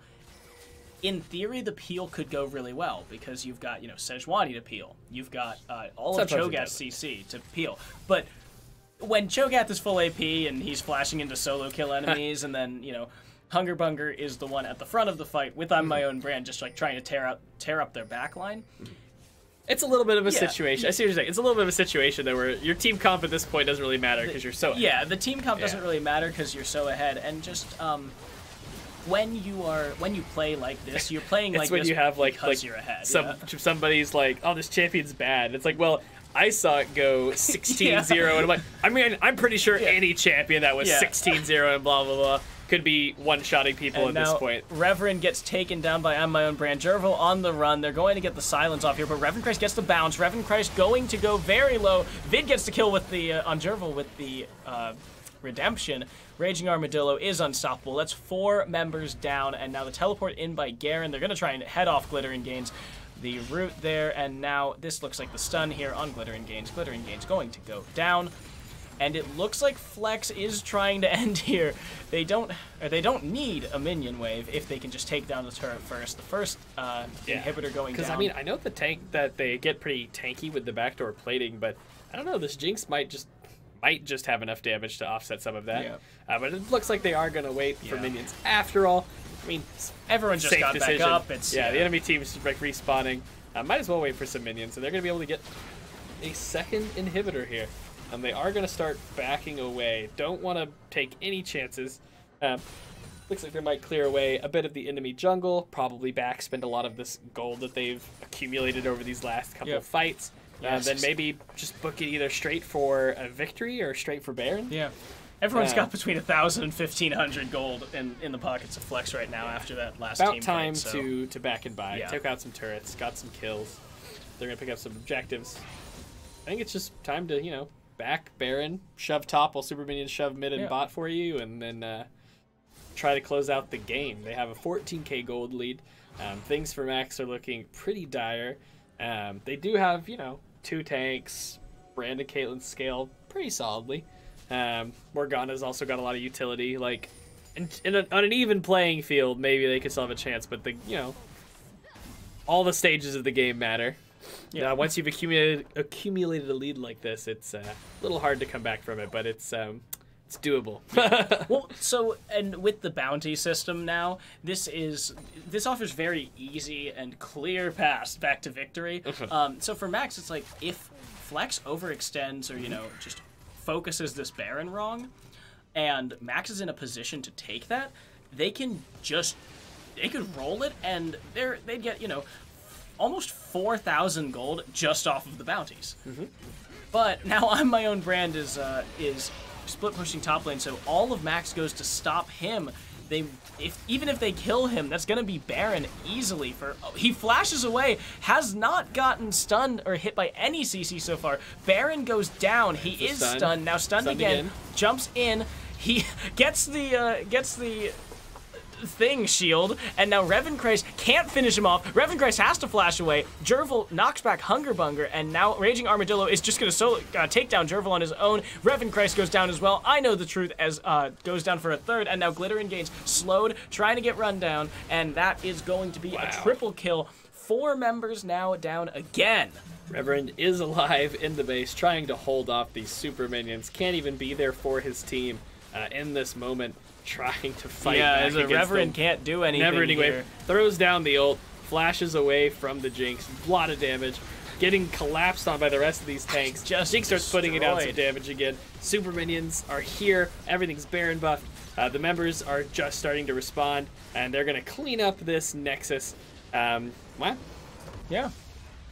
Really just started getting a huge gold lead, playing very aggressively with it, and you know, like aggressively to the point that, like, you know, maybe you could make a mistake doing that, but it's also how you can drive that lead home to really use the lead to close out the game.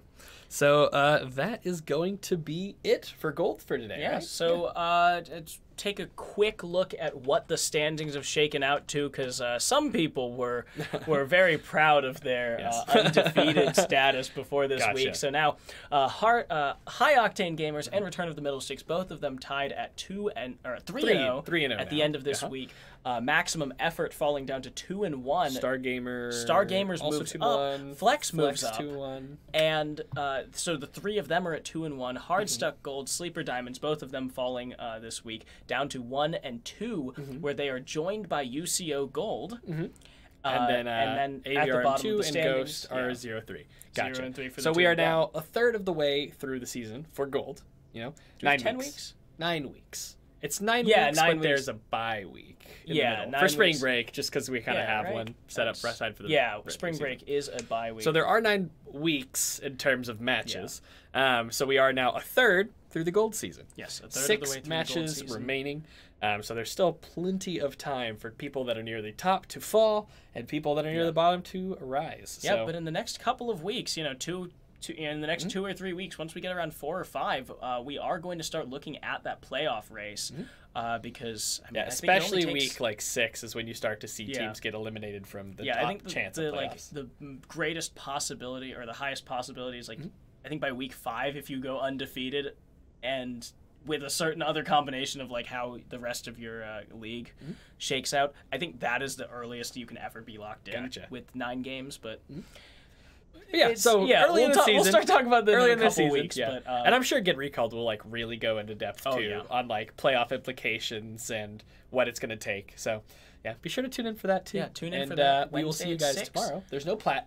There is no plat in the morning. There is Diamond at 4 o'clock. Darren, Mark Hames will be doing that along with Groothy again.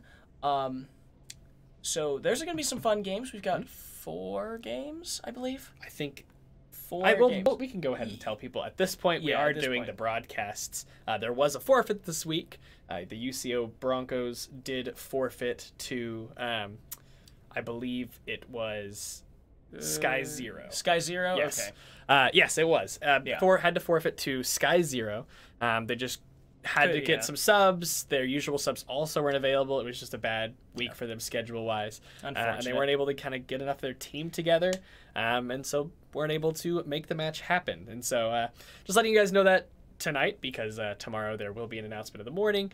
Just letting everyone know why they won't be listed there. We'll mention it again, just so that everyone knows. Yeah, so 4 games tomorrow at 4 o'clock with Mark Hames and Groothy.